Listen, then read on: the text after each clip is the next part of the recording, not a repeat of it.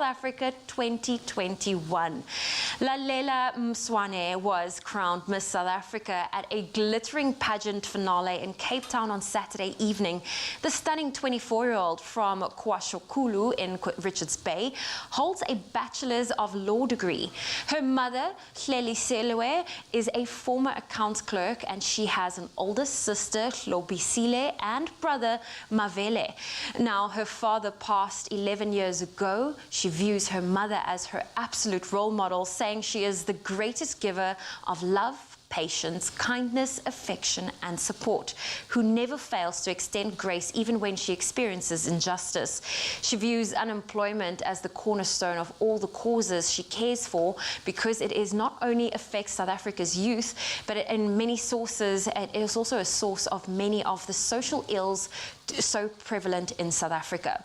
To young girls and women, she says, and I quote, "So much greatness can be achieved when we unite as women in support of each other. Let's be a generation that exemplifies the nation. Empowered women empower women." Now, women possesses everything within them to achieve anything. Our greatness is innate. Now, we need to stop playing small rather, and shrinking ourselves to fit in. Quotes from our brand new Miss Essay. Well, on that note, that's where I leave your morning headlines. Here's a first look at the your sport with G.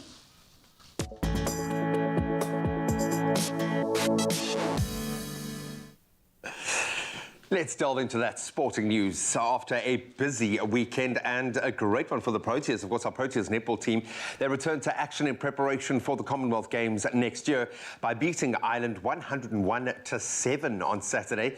This followed, they followed that up with another thumping win yesterday after gaining a 96-8 win over the same opponents. The last time the Proteas travelled internationally was in January of 2020 for the Vitality Netball Nations Series in England. Now, their next game is on Friday, and that's up against Scotland.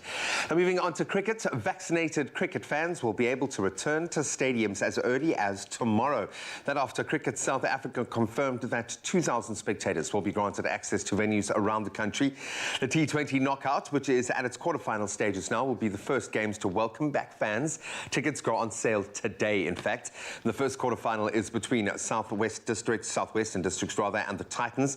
Then the second will see the Knights up against Western Province. Now, onto the road. Steve Mokoka ran brilliantly on Sunday as he claimed his second Cape Town Marathon crown in the mother city.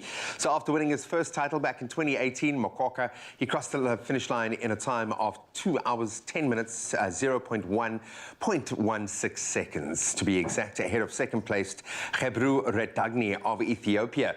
Then Lesotho's Tebelo Ramakongwana, he finished in third.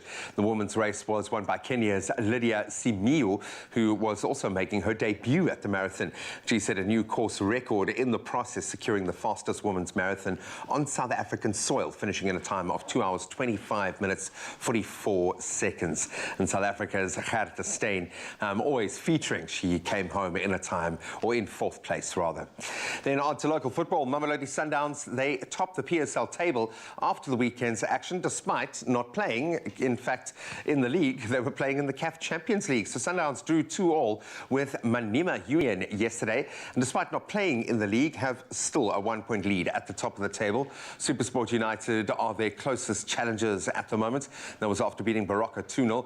And Kaizer Chiefs, they claimed their second win of the season, much needed after easing past Chippa 4-0. Then Stellenbosch, they are third on the table after drawing 1 apiece against Swallows. But we'll cast a wider net into some of that sporting action over the weekend in our sports review in just a moment, so stick around for that. Right now, let's see what the weather has in store.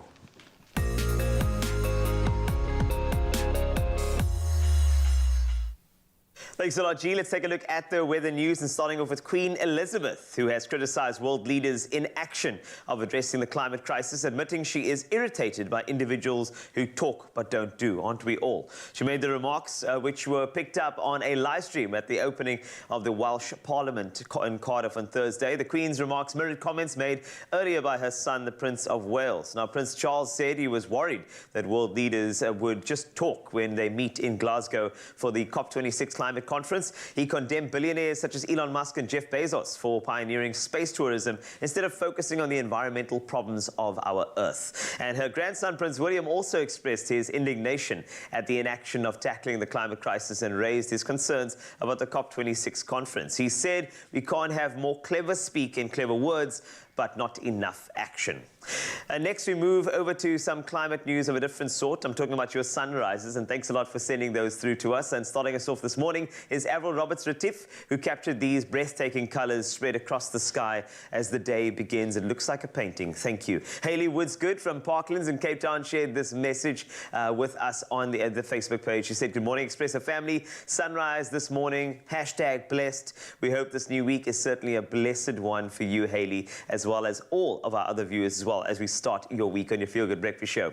Now, if you're worried about any sort of temperatures, I'm going to give you all of them. It'll give you a good idea as to what to wear today. And looks like some scattered showers here and there, but some warm temperatures are good enough to start summer as we head there. Now, Polokwane, let's start with you. 10 to 18 today, around a 25% chance of rain in your area. Bombela, 11 is your minimum. You jump up to 14 later, but there is a 58% chance of rain.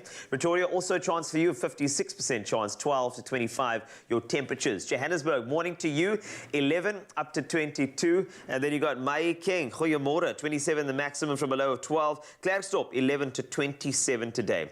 Kimberley, 6 to 24. Bloemfontein, you can expect 23 later, but you start the day with 3, quite chilly. 58% chance of precipitation in Richards Bay, 11 to 18. Pietermaritzburg, rain is expected for you, just a 40% chance, a 16-degree maximum and a low of 6 degrees Celsius. Durban, 14 to 19. Mthatha, you can expect 19 as well from a low of 4. East London, 10 to 18. Craddock, 2 to 21. Gqeberha, you've got 10 in this morning and you jump up to 18 later. George, 8 to 16. The Mother City, 19 is the maximum from a low of 13. Worcester, 7 is your low. You jump up to a high of 22. Sutherland, 2 to 19. And then Uppington, you're a bit warmer, looking more like summer, 11 to 27. That's a wrap of your temperatures on your Feel Good Breakfast Show. And talking about looking like summer, stand by because Jamie Lee and Zoe have something to share.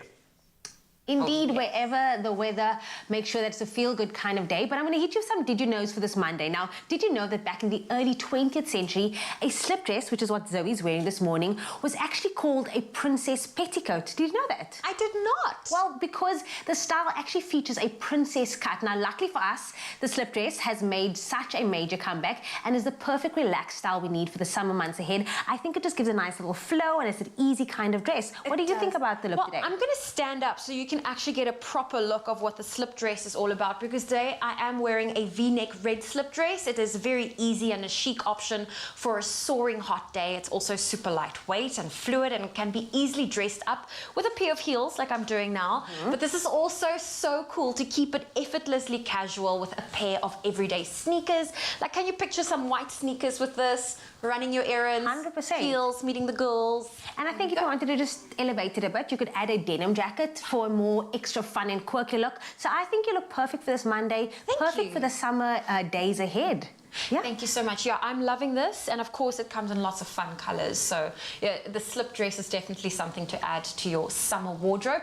And remember, you can shop this look and so much more at Woolworths. It is available in store, it's online and on the Woolies app. To the planet, to tread lightly, to act with care, to think of the future, to appreciate nature, to shop more sustainably. Woolworths, the difference. Oh, you can make my day.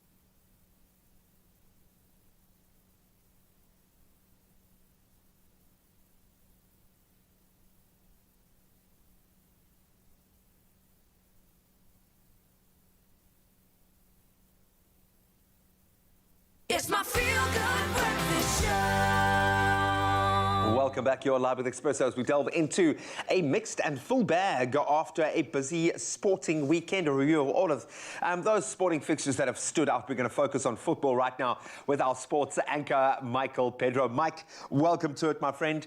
Plenty of reasons to celebrate for the faithful this weekend. Let's start with the PSL. Let's start with Kaizer Chiefs. Finally, they got the win, and they did it in style. Keegan Dolly on fire with the double there as well. How are we feeling about Kaizer Chiefs?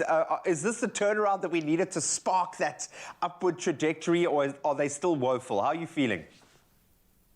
Yeah, I think it's a good start if this is going to be what is a sign of things to come for the rest of the season. 4-0 is not a bad win against Chippa United, who of course are coached by Gavin Hunt, who used to be in charge at Kaizer Chiefs. So he would have been going there with maybe a little bit of something to prove. And unfortunately for him, he didn't manage to do that. But Kaizer Chiefs, with their first win in 5 matches, actually, and just their second win of the season so far. So they'll be hoping that this is a sign of things to come and that they can kick on, and that the likes of Keegan Dolly can carry on performing like he did. I think he was involved in pretty much everything good that Kaizer Chiefs did over the weekend. Yeah, including those 2 goals as well. So they'll be hoping that he can kick on after his big move there as well. That being said, what's been going wrong for Chiefs? What should the Chiefs fans be saying to themselves now? Should we be tempering our expectations, or is this a team that can actually do something? Yeah, I think it's always going to be difficult when a new manager comes in. Yes, Stuart Baxter has been there before, but he hasn't had the same group of players, obviously. So it's just about this new group adapting to his style of play and how he wants to set them out every week. And I think Kaizer Chiefs can, I mean, if they put a consistent run together where they win 3 or 4 games in a row, the league at the moment in these early stages is so tight as it is. I mean, apart from Sundowns, who didn't even play this weekend and still managed to top the table. So I think below them, it's pretty tight in and around the sort of what would be the Champions League places if we were playing in Europe. So there's no reason that Chiefs can't challenge towards the top if they put a good run together. Yep, don't lose faith just yet. I think SuperSport showing a lot of hope there as well. They certainly have put their hand up at this early stage, the closest challenger, I think, at the moment to Sundowns in terms of points. But yes, it is still early days. Let's hop across the pond to a couple of dominant performances and records being made and big things happening in the English Premier League. Albeit, yes, it's still very much early season, but we know for those title contenders, every win is an absolute essential. And Liverpool obviously starting us off, the only unbeaten team in the league this season, in fact, after sending quite a message against Watford, 5-0. Incredible. Yeah, I think that was probably one of their better performances this season. Look, they have been quite dominant on the road. I think before this, Ranieri has a job on his hands. I don't think you're going to be seeing Andrea Bocelli singing in the centre circle at Watford come the end of this. But there's no reason that Ranieri can't pull this team together. Watford do have some talented players. It's just about getting his message across for the moment. But Liverpool definitely going to be up there come the end of the season with the likes of City and Chelsea. And we love that. We wanted to really go down to the wire. On the flip side of that coin, of course, we're gearing up pretty soon for the Liverpool-Man United big showdown. So I'm sure both teams would have wanted to carry confidence going into that.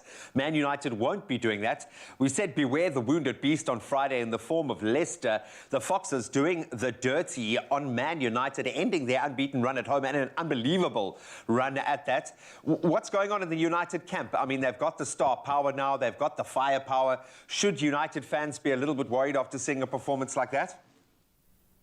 I think they should, because it's not the first time that they've been below par this season, especially on defense. I mean, if you look at their attack, they have so many options. Ronaldo, Cavani, Sancho, Rashford, Greenwood.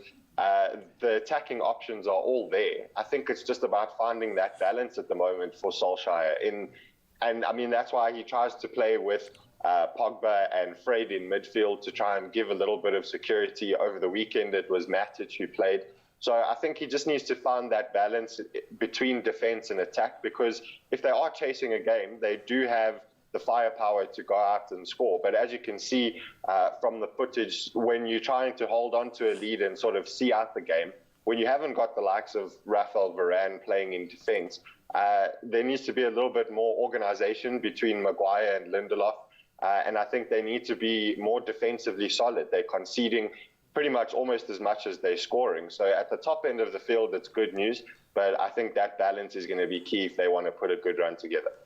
Just got to learn how to park the bus, man, and we'll round it off. A brilliant performance from Spurs at Newcastle. Heart was a little bit torn. It looked like an amazing atmosphere at St James's, harking back 14 years to their previous ownership at Son Heung-min. Harry Kane gets his first goal of the season.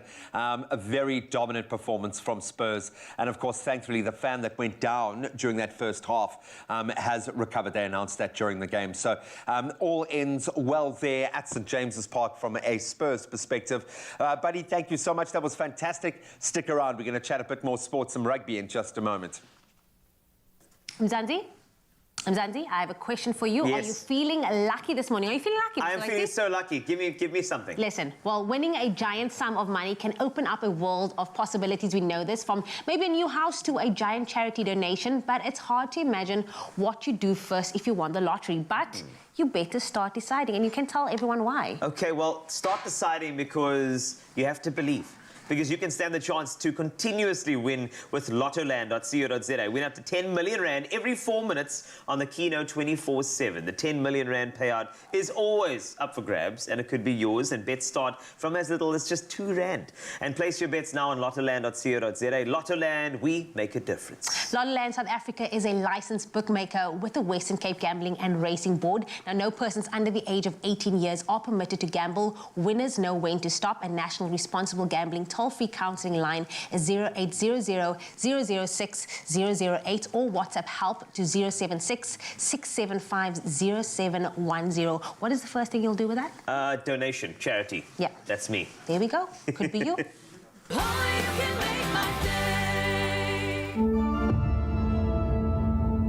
The ultimate accessory, the latest shiny thing, mesmerized. Trying to keep up, but never getting ahead in an endless cycle of spending. In this world of constant upgrades, do you want a bank that takes your money or a bank that takes your money seriously?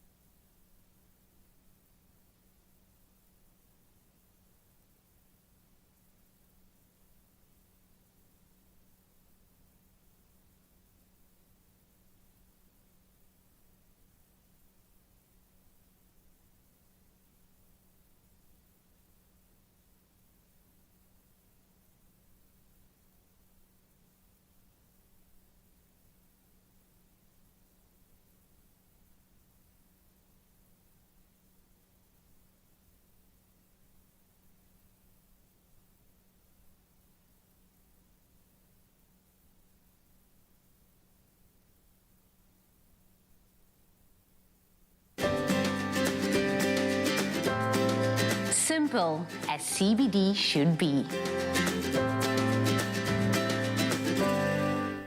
It's my feel-good world.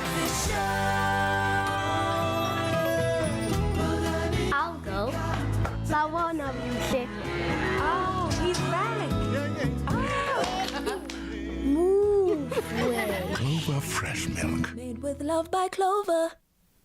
Welcome back to your Feel Good Breakfast Show. This is Expresso. You're live at S3, and we have a beautiful recipe for you because warmer days call for more al fresco type light, fresh meals. Now, salads are making a comeback, and if you are looking to level up your salad game, a fresh milk Tex-Mex chicken salad is the perfect option, and Jenny Morris is, of course, the perfect option in the kitchen with me. If I think about something Tex-Mex, I think about Jenny Morris immediately. There's just a feeling. Oh, really? There's something about Jenny Morris. She's got this feeling where I'm almost sort of apasionado,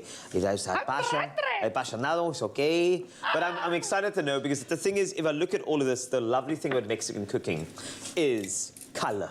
Oh, absolutely. Color. Color, fresh and gorgeous. And I'm going to color this beautifully. I love how you just flick the spice into the... That's brilliant. So take me through. We have chicken breasts. Two chicken breasts. Yes. Done and dusted. And they're done and dusted. We've got this beautiful... And what are they dusted in? Well, darling, it's this gorgeous spice. It's like, it's got like paprika and chili powder. Tex-Mex. And I'm going to just sear the chicken. All right. In the pan. Yes. Because I want to get that lovely smoky, char, grilled. And that's, do you see? Did you just go, now? Yes. Okay. Yum. Because I know this is going to pair well with something a bit more, not but because we do have, that's right, with Clover, fresh milk. Yes. You get superior quality with every litre to help you give your family nothing but the best. Like Clover, fresh milk stays fresh for up to 18 days thanks to Triple Protect, and you get all the goodness and nutrition from Clover Fresh Milk, as you know. And in this recipe, you can add in all those leftover veggies you might have in the fridge and make the salad super nutritious. Now, where does the milk come in, you may ask? Well, let me tell you, it comes in the dressing. So while let me make the dressing. All right. And then you're going to fling everything into this bowl because you're not getting a free lunch. Thank you. I'm ready to fling things in. Let's go for it. I'm here for you. I'm here for, a fling with Jenny Morris. Well, hello, darling. You said fling. Fling. Yeah. Well, you do not. Don't fling like I did. You've got your tomatoes. You've got all the makings of a beautiful Mexican Texi-Mexi thing. Oh. But for me, I've got this lovely lime juice, which I'm going to add to the mayonnaise. And I've got this beautiful sour cream. And why milk, would you say? Well, the milk is going to not only thin it out, it's going to give it a lovely bit of depth and creaminess. Okay. Now, if you think about amasi, it's sour. Yes. So that sourness is quite beautiful coming through. Yes. And then obviously with all sort of, there's a lot of sort of Mexican street food where that sour cream is, attached to it. So that sourness is very, very good. It's so easy to make with Clover, which is great. So done and dusted there. I'm ready to assemble like the Avengers. So I'm going to wait for that. So what we're looking for here, you want to go rustic? I want to go rustic. I'm a rustic girl. I'm not a fine Do you want dining, me to go fine dining for you? Like, I don't know. Well, darling, not today. Not today? No. Okay. Today I want you to hoy. Really? Yes, baby. But don't hurt it. I thought you'd never ask. Okay, cool. I'm going to go down. So what I'm going to do is I'm actually going to go with these. And you've chosen these beans? Yes, those are jumping beans. Jumping beans. Well, they're jumping into my bowl right now, so that makes sense. Yes, no, they're beautiful. Okay. And then, so those beans are in there. Now, tomatoes. Tomatoes, all right. They're in there. And then, see? Tex-Mex. Absolutely. That's right. You got to have a corn, or as they call in Mexico, almili. Almilia.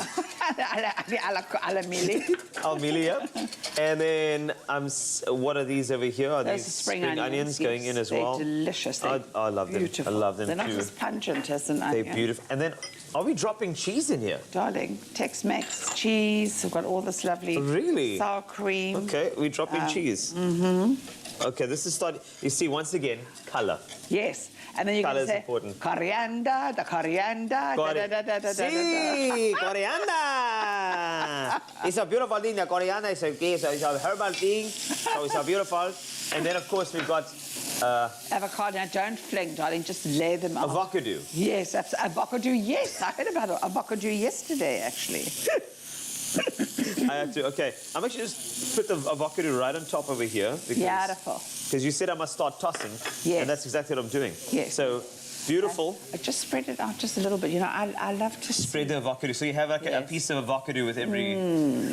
Yes, I love avocado. Now here, darling. Avocado. How do you like your breast? Thin, thick? I'm just... well, as long as it's delicious, I'm not really caring about the size and... Okay. As long as it's free range and... Oh, I like free range. And delicious. Yes. That's all that I'm... Give me a little bit of cheese and on of course, here. That's why I saved some of the ingredients just so we could dress afterwards. And Well, you're such a show-off. Oh, Just give me a little bit of everything. Go so for it. that's like all I'm trying to do is I'm just trying to like spritz there. That's my boy. I'm just trying to spritz. So, and remember, almili, spritz. Almili, yes. That's it. And then don't forget your tomato. Tomato, yes. All right. Al tomato. Yeah, and how about a little bit of spring onion? Oh, so here we go. Are you ready for this? Mm-hmm. Right. See, with the onion, you have to actually spring. That's There my we go. boy. That's how we do it. It's important. And look how I've messed there, which is also part of Tex-Mex. Of course, because you're going to clean it now. Whoopsie daisy. Tell me if you like that. My hands are so... Okay, let me feed you. My hands are clean. They're over-sterilized. Oh, yes, please. Nice? More of that. When you're done with the chicken breast, I'm going to dip the chicken breast in there. No, please do. You can Okay. I'll learn you a little piece. That is beautiful. Thank you. We actually have a recap because I think that the way we cook, it's like a dance. And if you Yes. missed any of the dance steps, we've got a recap for you and all the recipe options for you, expressoshow.com. This is with Clover, and it's beautiful. Have a bowl lot of fun.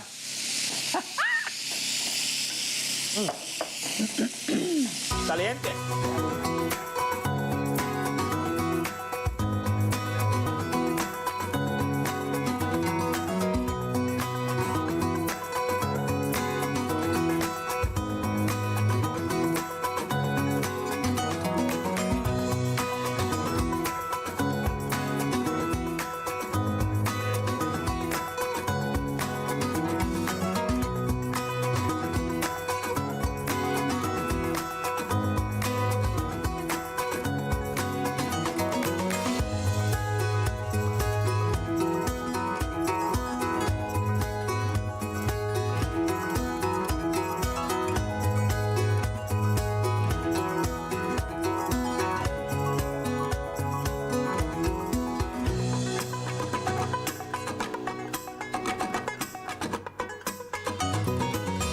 Made with love by Clover.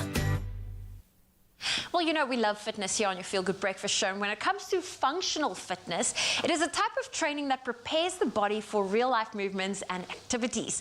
Now, the exercises are designed to allow your muscles to work together and prepare them for daily tasks by simulating common movements as you might do at home, at work, or in sport. And with us today to take us through some of these exercises is Angelo and Tony, and you might recognize him from The Longest Date. Angelo, good to have you here. Thank you so much. So also just to add to that as well as functional training as well. So it's your daily movements. So it's what we do, we go sit down in a chair, we go pull up something, we pick up something, we twist ourselves. So that's what we're doing today, okay? Okay. So we're gonna start off with some squats, but this is squat jump, okay? So daily movements, so what we do is a squat jump explosive. So you pull your muscles tight as you go. We're gonna do 6 exercises in this few seconds, okay? Okay. You can continue. I want to see you do it. Okay. There we go. Jump There we go. Awesome. I love it. So the next exercise is lunges, okay? So why are we going to do this as well? Stretch lunges. Stretch your muscles as well, but all the way to the back. Okay, so what in your daily life would be required to do this? I mean, we all move different ways. We pick up certain things in the office, yes, and we pick up our child, we pick up from the floor and all Okay, that. I'm picturing So moms picking it's up their children daily like movements. this. And also twist as well. So what we're gonna do is, next is a twist exercise. So we're gonna go all the way down on our mat. So what we're gonna do is, just a Russian twist. We're all familiar with it. Just all the way twist, and we work on our abdominal muscles. So we work all the way, and we go. How are you feeling? Good for the core. I'm keeping You're up with doing you. good. I love it. Thank you. Okay, so that's your twist. After this, we're gonna go 6 exercises. What you do as well, if you do these exercises, 30 seconds. Keep it for 30 seconds, 20 seconds rest in between, okay? So what we're gonna do is now is a burpee. So we're gonna go all the way down, walk it out, jump to the front. Okay, I jump. Yes, and we go all the way up. So what you do is keep the legs outside. Okay, we're gonna stretch it as well. Back, all the way back, all the way up. How are you feeling? Let's go again. Good. You got me. I love it. You saw me I was ready. gonna go more. You saw me ready. Okay, so now we're gonna focus on the core as well. So we all use it daily, but we don't notice, okay? But what we're gonna do is, we're gonna go all the way down, hands over the shoulders, perfect. So what you're gonna do is, you're gonna push your hand all the way out, put it back, Just all that easy. But keep yourself steady. Because now you're balancing yourself on 3 pointers and you're keeping it there. And it's so good for core control. Definitely, and that's where our strength comes from, okay? Okay, perfect, you got it. So now what we're gonna do is, we're gonna go all the way down, lay down, focus this on our lower abdominals. So normally when we do abs, but we focus on abdominal muscles, lower abs is the weakest. So what we're gonna do is, just lay down, slightly, okay, head up, keep your head up, and we're just gonna flutter kick. Ha. Just keep it there. And that's your lower abs. And that really How are you works. feeling? It's working the lower abdominals. There we go. You're doing good. Thank you. I love it, I love it. Well, I know tonight is the finale of the longest day. Yeah. Are you allowed to give us a little bit of a what to expect? I mean, me doing all these exercises was keeping me there. I believe I'm gonna win it. Oh, okay. So I'm looking forward to these guys looking at the show as well. We are gonna do it. I mean, see now. Okay, okay. go, let's- I love the confidence. I love this confidence. So what we're gonna do is now, we're gonna go all the way down in a squat, move it out, push up. All the way down, move it back, pick yourself up. So what you do is now, so you're bending your knees. So we're gonna go first one down. Oh, first one's squat, bending the knees. Yes. And now we're gonna pick it up. So now you're gonna push the leg up. You feel the hamstrings pulling. Perfect. Do you do There we yoga? go. I don't do yoga, but I'm flexible. It seems like it. That's awesome. I love it. Okay, next one as well. So what we're gonna do is now, on your side, we're just gonna touch just to burn some calories as well. Okay. All the way to the side. Nice. Keep it going. And you're still doing good there, yeah? There we go. Yes, How you I'm feeling? still good. I'm loving this. These are such great exercises. I love that there's no equipment involved. It's functional training. I love it as well. I'm just picturing moms picking up toys like this. Like, this is all the Definitely. activities they do at home. I mean, you can just do it at home and all that. So what next one is, Okay, this is going to be our final one. yes, there's a final one. You so- promised 6, and I feel like we've done quite a bit here. No, it's a 6 one, okay? You said 6 exercises. You did say 6. Okay, last one, let's go. This is like Exercise. number So 9. what we're gonna do is, just keep yourself there. So we're gonna work on abdominal, okay? Crunch in all the way out, leg out. Okay, I want to do that off the mat because I feel like I'm slipping. Okay, let's go. So it's a crunch in, back, leg out. And now we're gonna go for the other leg as well. Left leg. Perfect. There we go. That seems like you're doing yoga, I'm not gonna lie. Let's go, let's go. There we go. I You got me love actually. the variety that you've showed us, Angelo. I love Good it. luck for tonight. How can people stay up to date with you on the socials so that we can see that winning moment if that's the case? I mean, I believe everyone follow me on Instagram as well. I know it's the last finale.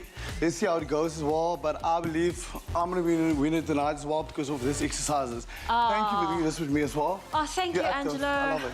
I'm trying. My new fitness challenge starts today, so getting ready for summer. I hope you enjoyed the workouts that Angelo and Tony showed us. Of course, he is from the longest date.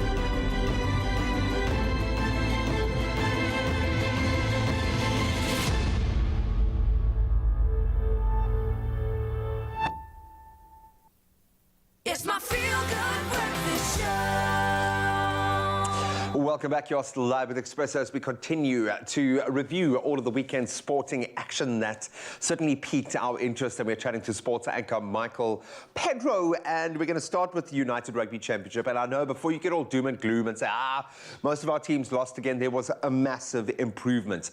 We are just a step away. Mike, welcome back, my friend.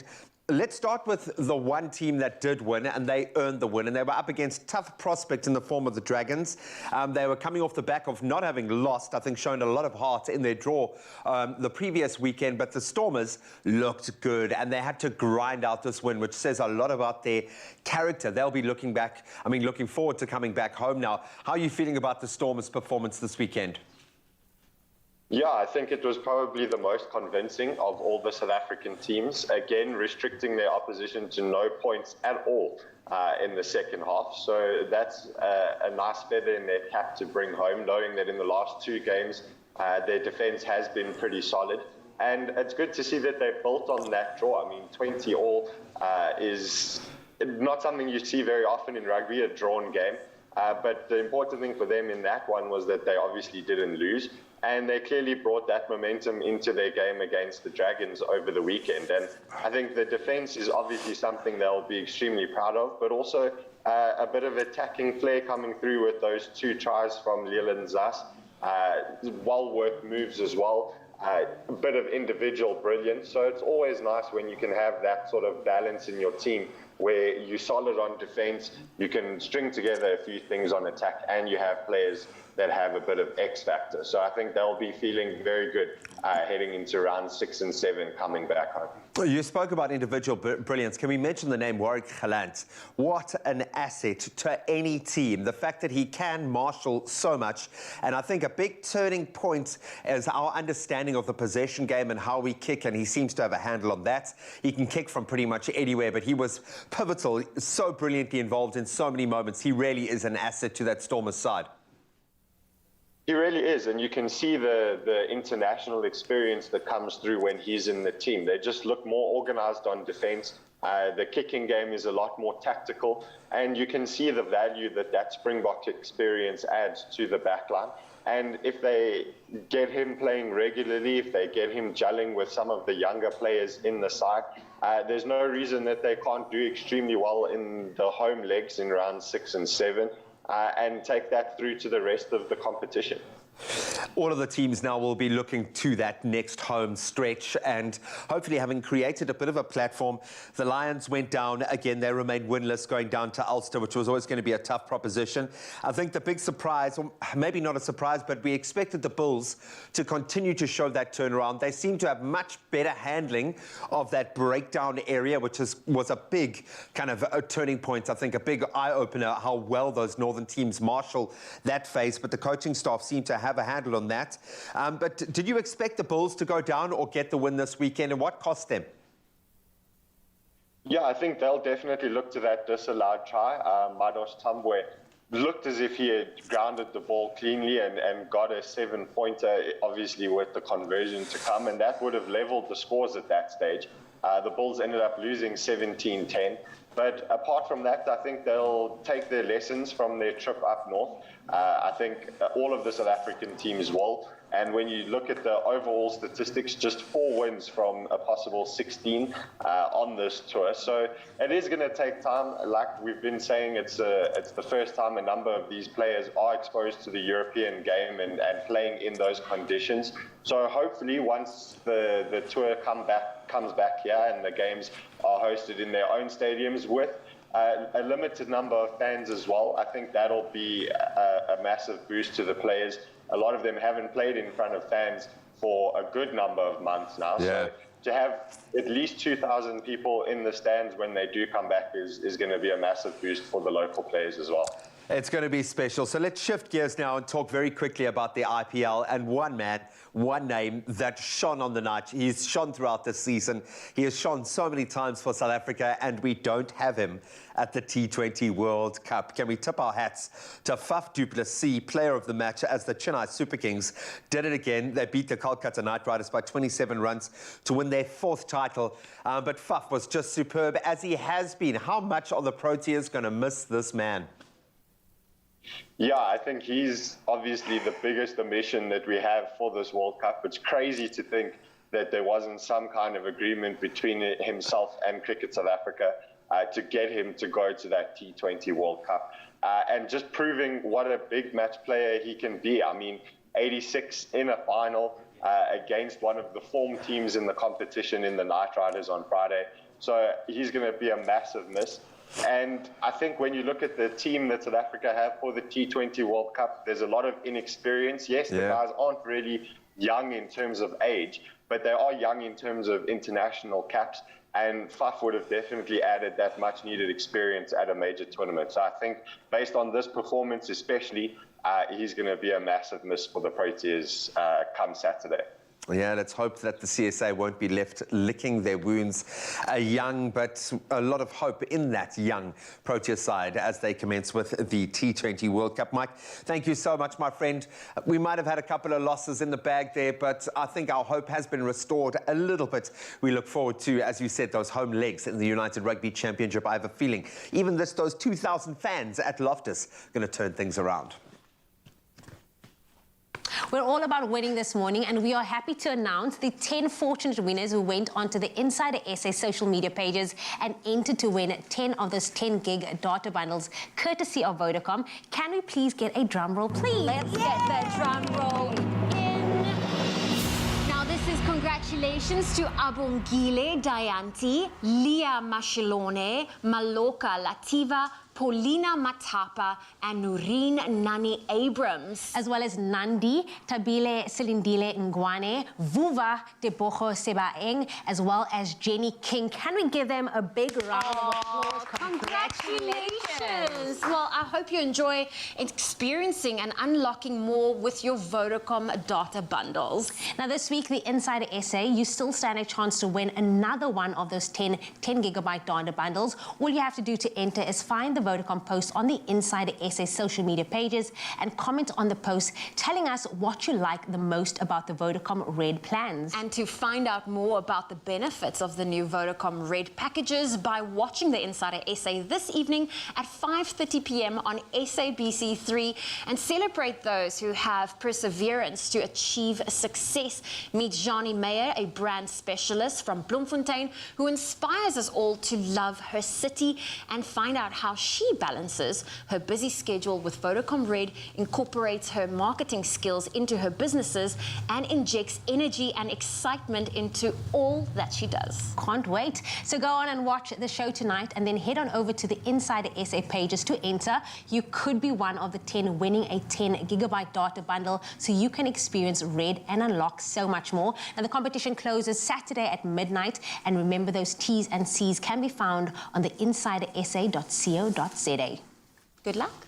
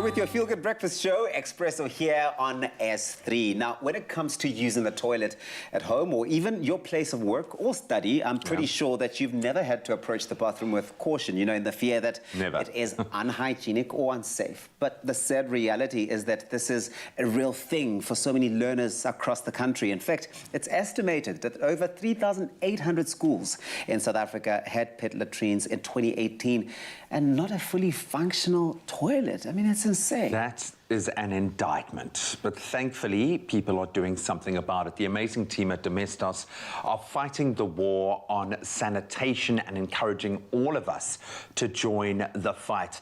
Now, two powerful forces in the front line are here with us this morning. Please welcome model, radio and TV presenter Zizo Chwete and yoga teacher and broadcaster and very old friend Melanie Bala. Welcome, ladies. You are looking gorgeous. It is so good to see both of you. I haven't seen you, I think, in about a decade. A lifetime. It feels like that. This is fantastic work that you are doing. I mean, you've teamed up with Domestos to really go and shine the spotlight on a very important area that needs to be looked at. What's the motivation behind getting involved with this? Let's start with you, Melanie. You know, I think the primary motivation for me is really looking at the most vulnerable members of our society, which are children. And I think just as a person, you know, kids are the people that we care about the most, but particularly as a mom, as moms, you know, seeing a child in distress really kind of just, it does things to you. And for me, that I think was one of the primary reasons I got involved with this, is because when you look at the situation in schools across South Africa, how many are still using pit latrines, and those are kids every single day who are having to face that ordeal. That was one of the reasons I got involved. Yeah, absolutely. I mean, exactly, to second Mel, but I think to think that this is still the situation in 2021, it breaks your heart. I mean, for most of us, we don't even think about it because it's not a thing we encounter every day. But as a kid who doesn't have a choice, and this is the only option they've got, we simply just had to lend our voices and get behind, encouraging everyone to participate in the way that they can to make sure that we change the status quo. I couldn't imagine my kids having that as the only option. I spoke about this as being an indicator of a greater social ill. And when we talk about those that are most vulnerable within our society, we see it with period poverty. We see it with pit latrines. These have become, thankfully, watershed opportunities, I'm going to call it, to change the course. But it has been like that. It's like the slap in the face where it dawns on you, oh my word. It's real. This is what's actually going on. And I think young girls especially are probably the most at risk in this particular scenario. You've been doing this for 2 years now. How do you feel about the situation, Mel? Do you feel like we are making progress? Do you feel like we're on the right course? You know, I think living in South Africa can be overwhelming at times. I think because we have a lot of challenges across the board, right? And so sometimes being in that overwhelmed space, you sometimes think, well, I can't do anything because it's just too much. And I think what I love about this campaign that Domestos is running is that it's so simple. It's a simple way to give back, to make a difference, you know, to really, over the last, I think it's the last 11 years or something, they've raised around 25 million rand towards the sort of Safer Schools initiative. And it's really a simple way. You buy a bottle of Domestos, they take 1 rand from each bottle, and they put it back into tangible things that make a difference, that actually change children's lives on the daily. Impact. And the point is that it's not just a campaign. The point is that infrastructure is being put in place so that the change is permanent. Never happens again. Absolutely. And I think the more we speak about it, because often when it's not in our eye line, it's not top of mind, and so we don't know that we can address this issue. But so this platform, thank you for having us, so we can continue to spread the message, because everyone can do something about it simply by the choice of product they used to purchase. So we're glad that we have a powerhouse like Domestos who says, well, that's the end of that. Let's get involved and roll up our sleeves. And to think 25 million rand has already been raised, I mean, that is amazing. Over 5 million learners and counting. So let's amplify this number and dig deep. It shows what we can achieve. I mean, Zizo, I know that you grew up in the Eastern Cape, and the subject of poor sanitation is one that you grew up around, that you you were exposed to. When you visit the Eastern Cape, do you find that the situation has changed at all there? I think there's so many areas that are still left with the only option of pit latrines, but as the things continue to change, I suppose you see improvements in certain spaces. But I think when we look specifically at kids, I mean, as an adult, you can make those decisions. What's important? What would you like to address first? But when you come to a schooling environment, it's scary and it's crazy to think about. And when we see the headlines as well of some of the incidents, either kids have fallen into pit latrines. So those are the areas that I think probably still need a lot more focus. And the Eastern Cape, unfortunately, seems to be one of the provinces that's hardest hit on most fronts, whether it's developing education, infrastructure, these pit latrines.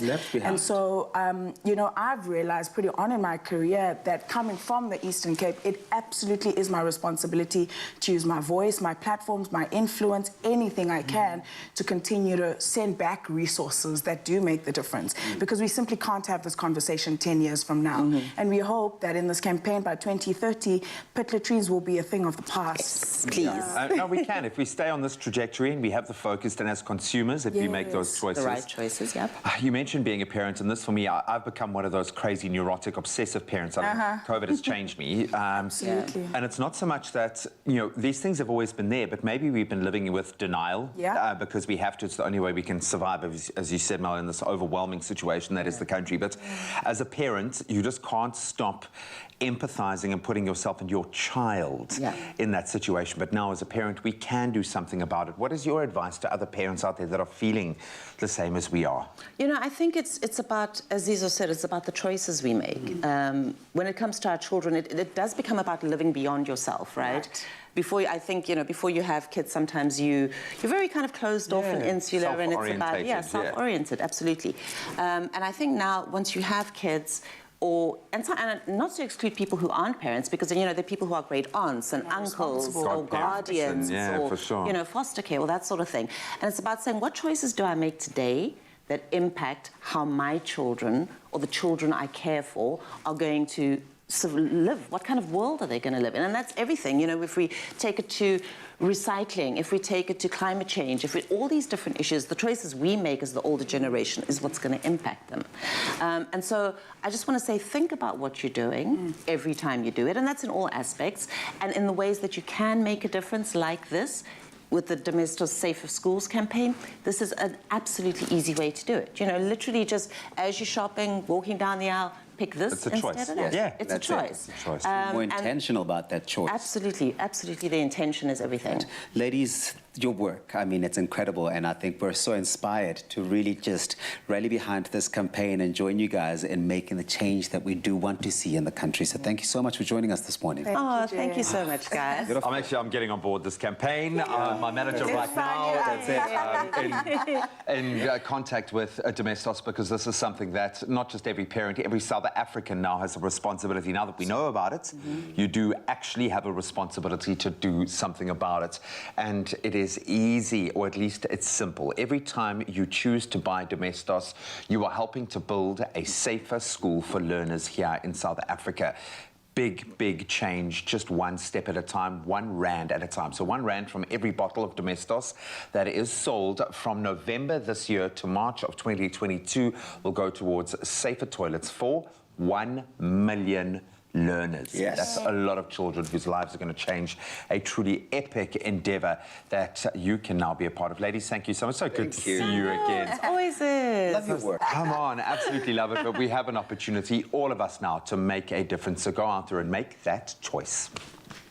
I love it when brands make a difference. That is an absolutely incredible story. So get involved as you can as we jump straight into some of the news from around the world on your Feel Good Breakfast Show, starting off with Gauteng Transport MEC Jacob Mamabolo. Yesterday met with Johannesburg taxi associations and two federations. The meeting comes after violence erupted again between the Witwatersrand African Taxi Association and the Mansfield Dube West Association. 4 taxis were set alight and 6 others were damaged. In 2022, Nandue members were shot dead near near Nansfield Hostel in Soweto over routes in Johannesburg South. The deadly conflict saw Mamabolo dissolving the executive committees of both warring taxi associations. Health Minister Joe Mpatla, meanwhile, says sites are ready to administer vaccines to children aged 12 years and older. The SA Product Health Regulatory Authority on Friday approved the use of the Pfizer vaccine for the children. Meanwhile, the country has recorded a 1.8 positivity rate in the last 24 hours, with 414 new cases reported. Only 25 COVID-related deaths have been recorded. The Western Cape has the highest infection number, 93, followed by Gauteng with 87 and KwaZulu-Natal with 67. On to international news. A Russian film crew landed safely back on Earth yesterday after wrapping up scenes for the first movie shot in space. Actress Yulia Peresild and director Klim Shipenko spent 12 days filming The Challenge at the International Space Station before cosmonaut Oleg Novitsky, who has a cameo role in the film, returned them to Earth. The movie follows the story of a doctor called Xenia, played by Peresild, who travels to the space station to save the life of a cosmonaut Ivanov, acted by Novitsky, by performing heart surgery in zero gravity. Over to another story for you. The son of an ex-media advisor to a former Prime Minister of Somalia, Ali Harbi Ali, has been arrested by British police under anti-terrorism laws following the killing of a lawmaker, David Ames. The 69-year-old member of Prime Minister Boris Johnson's Conservative Party was knifed repeatedly as he met constituency voters in a church on Friday in Leigh-on-Sea, east of London. It has emerged that the alleged attacker had previously attended a UK government scheme designed to prevent radicalization, but was not on a security services terror watch list. And wrapping up with something absolutely unbelievable, a quite unbelievable item of news from the world of art. A Banksy picture which was half sliced by a shredder, concealed in its frame when it was sold at an auction, fetched £18.6 million. That's $25.4 million when it went back under the hammer. In the same room in London last week, onlookers gasped when the then titled Girl with Balloon was sucked into a shredder as the hammer fell following a bid of £1,042,000 at an October 2018 auction at Sotheby's in London. And the street artist, whose identity is a closely guarded secret, said in a 2018 quote, "Some people think it didn't really shred. It did. Some people think the auction house was in on it. They weren't." Now called Love is in the Bin, the work sold for £18,582,000, more than 3 times the top end of its £4 to £6 million price estimate, and an auction record for the artist. After some 10 minutes of bidding, Sotheby's auctioneer Oliver Barker joked nervously, and I quote, "I can't tell you how terrified I am to bring down this hammer." Absolutely incredible stories from the art world, but more of those incredible stories from the sports world. Here's Graham.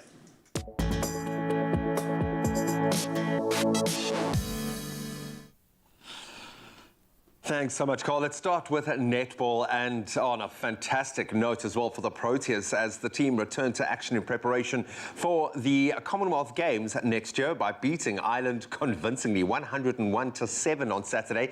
That followed then with another thumping win yesterday after claiming a 96-8 win over the same opponents.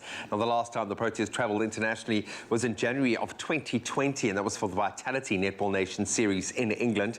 Clearly, they've still got it. Their next game is on Friday against Scotland. Then on to fantastic cricket news locally. Vaccinated cricket fans will be able to return to stadiums as early as tomorrow. That after Cricket South Africa confirmed that 2,000 spectators will be granted access to venues around the country, but of course they have to be vaccinated. Now, the T20 knockout, which is in its quarterfinal stages, will be the first games to welcome back fans as tickets go on sale later today.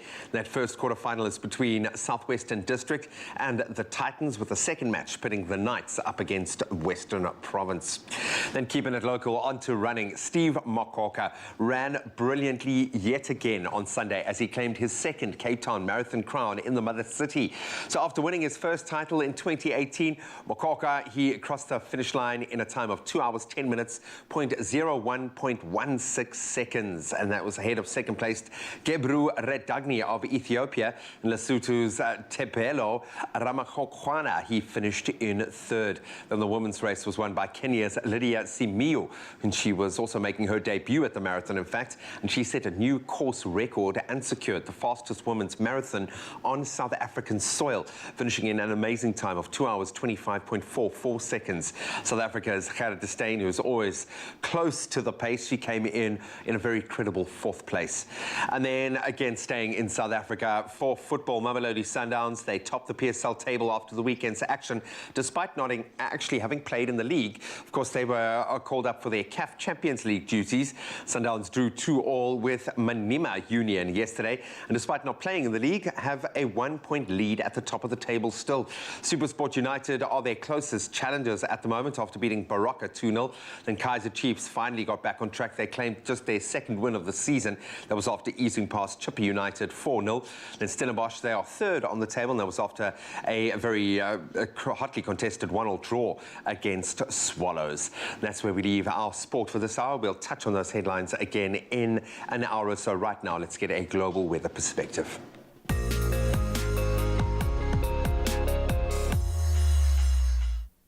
Thank you so much, Dee, for that sports update. And I start with very interesting weather news. Now, on the edge of the Sahara Desert in southwest Morocco, villagers are harvesting water from fog. With less than 132 millimeters of rain annually, the region of Ait Bamrane is one of the driest in the country, but it's abundant in vaporous clouds. People once believed that these white blankets were a bad omen, preventing rainfall and making people ill. Yet it has now become a source of life for rural communities. Now, through the innovation of industrial designer Peter Troutwijn, people who live in remote locations can now access a steady supply of water through a device that collects it from the moisture-rich air.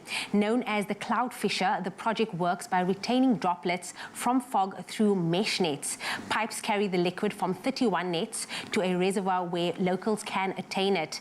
Troutwijn's design is providing people with the means to sustain cattle, grow flourishing gardens, and cook for their communities, and we absolutely love seeing it. And then we move from interesting innovations to views of the skies. Maureen Turner from Durbanville shared this stunning red and pink hued sky overlooking the mountains in the distance. Absolutely stunning for this Monday morning. And then William Jumat from Virginia Beach in KZN sent through this picturesque image overlooking the ocean with a bird taking flight in the foreground. Keep them coming. We absolutely love seeing how you start your day. But right now, here is another look at the temperatures for today. For you, Polokwane, do expect a low of 10 that will peak at 18. If you find yourself in Umbombela, rain is coming your way with a 58% chance of rain with a low of 11 peaking at 14. Pretoria for you, it is a minimum of 12 and a maximum of 25. Johannesburg as well for you, it is 11, 22. Mahikeng, you can find your temperatures with a low of 12 that will peak at 27, as well as Klerksdorp for you, it is a minimum of 11 and a maximum of 27. If you're out and about in Kimberley, do expect a low of 6 today that will peak at 24. For you, Bloemfontein, it is 3:23, as well as Richards Bay can be seen with a 58% chance of rain today with a low of 11 and a high of 18.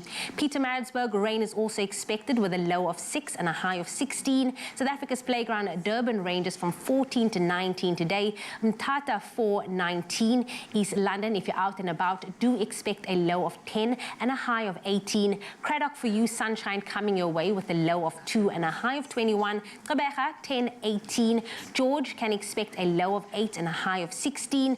The mother city, Cape Town, do expect a low of 13 today. That will be your maximum of 19. Worcester, 7:22. Sutherland, 2:19. And then last but definitely not least, Uppington with a range of 11 to 27. And that is where I leave your weather on your Feel Good Breakfast show. Oh, thank you, Jamie. Well, we still have a lot coming up on your Feel Good Breakfast show, including heading into the kitchen and making a honey berry smash. Look at that. Oh, I delicious. I want it now. But I can tell you somebody else who's very delicious is actually a guy who sounds like a radio station, but it's an artist. Shen FM will be chatting to you, and he's part of Good Luck's wedding entertainment package, and we will be announcing the winners of that package on the show. So please don't go anywhere. Make yourself a little bit of coffee, but stay there, okay? Nespresso New Virtuo, with a single touch and innovative technology for a generous crema and unique moments to share. virtuo. Standards are meant to be broken. Nespresso. What else?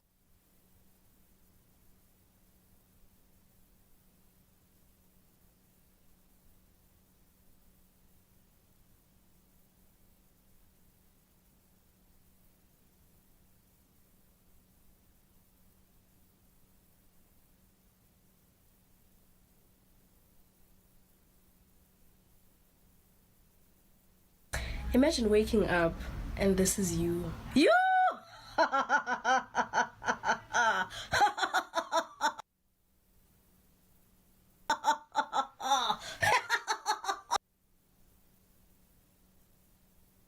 Yeah, you could call her fat, but don't forget she look good. You could call her obese, but don't forget she look good. You could call her chubby, but don't forget she look good. You could call her all that, but don't forget she look good.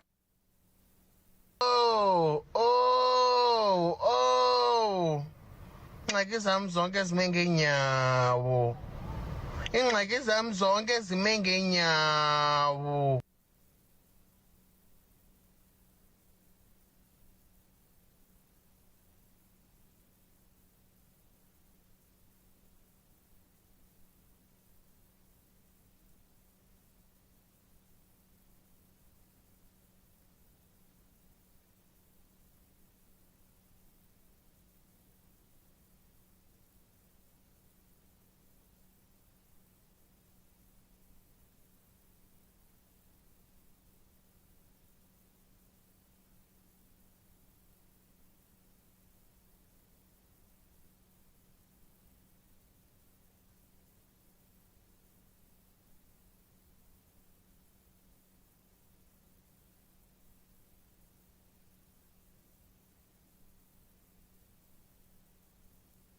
It's my feel-good breakfast show. Welcome back. It is your feel-good breakfast show, Expresso on S3, and we promised you lots of entertainment. Well, you are just in luck, because Get Lucky Entertainment is the brainchild of summer-winning SA band, one of our favorites, Good Luck, and they've taken their skill set for throwing their own concerts and festivals that they do so well and applied it to probably the event that has the most pressure on it, and that is weddings. Dun, dun, dun. But it's fine because they got some talent that they brought in. One of those talents, Shen Winberg. Now, I'm not sure if you know this name. If you don't, you're going to know it right now. Professionally known as Shen FM, not a radio station, actually an artist, is one of the hand-picked artists on the brand's roster. And let's take a little sneak peek as to what you can expect today in your Feel Good Breakfast Show.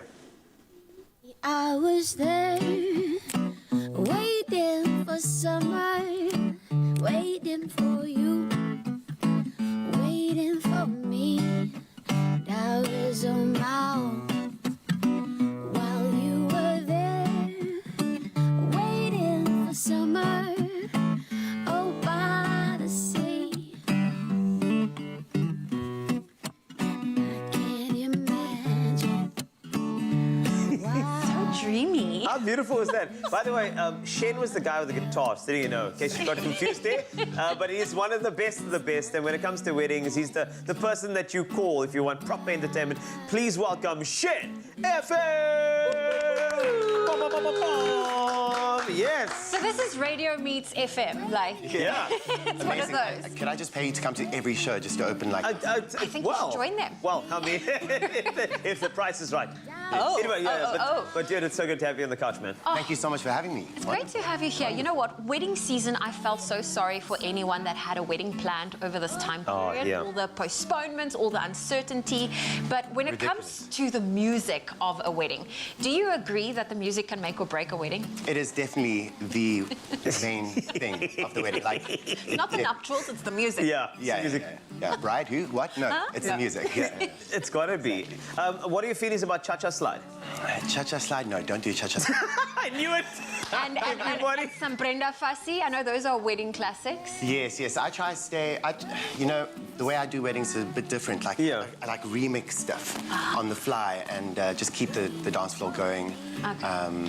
Remix on the fly? How much input does the wedding couple have on the playlist? Like, do you allow people, guests, to be like, oh, play me Dance Monkey?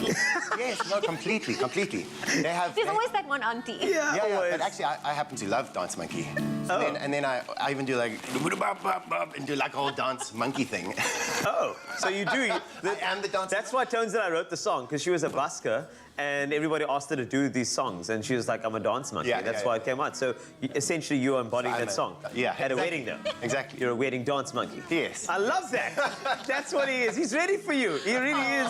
What a lovely guy. But I mean, in the wedding industry, just being a part of it, though, it's a different ball game, completely. I know you could be booked for a festival or a gig, but there's something about a wedding that's just something different. Completely separate events, separate set of rules. Yes. Yeah, it's very specific. But you're loving it. I mean, this is kind of like how you've honed your craft, isn't it? Like lots of people make fun of like wedding singers. Yes. But to be honest, it's probably the most satisfying gig one can do because there's so much love in the room, and you're just giving that love. Aww. When everyone wants to dance, everyone wants to have fun. Yeah. You just got to bring it. Yeah. So true. Well, it's amazing that you've joined forces with Get Lucky Entertainment. How are you? Wedding season's approaching. I feel like it is here. The month of September generally kickstarts it. Yeah. How do you feel about the wedding season ahead? Great. I've had about 4 wedding bookings just in the last week.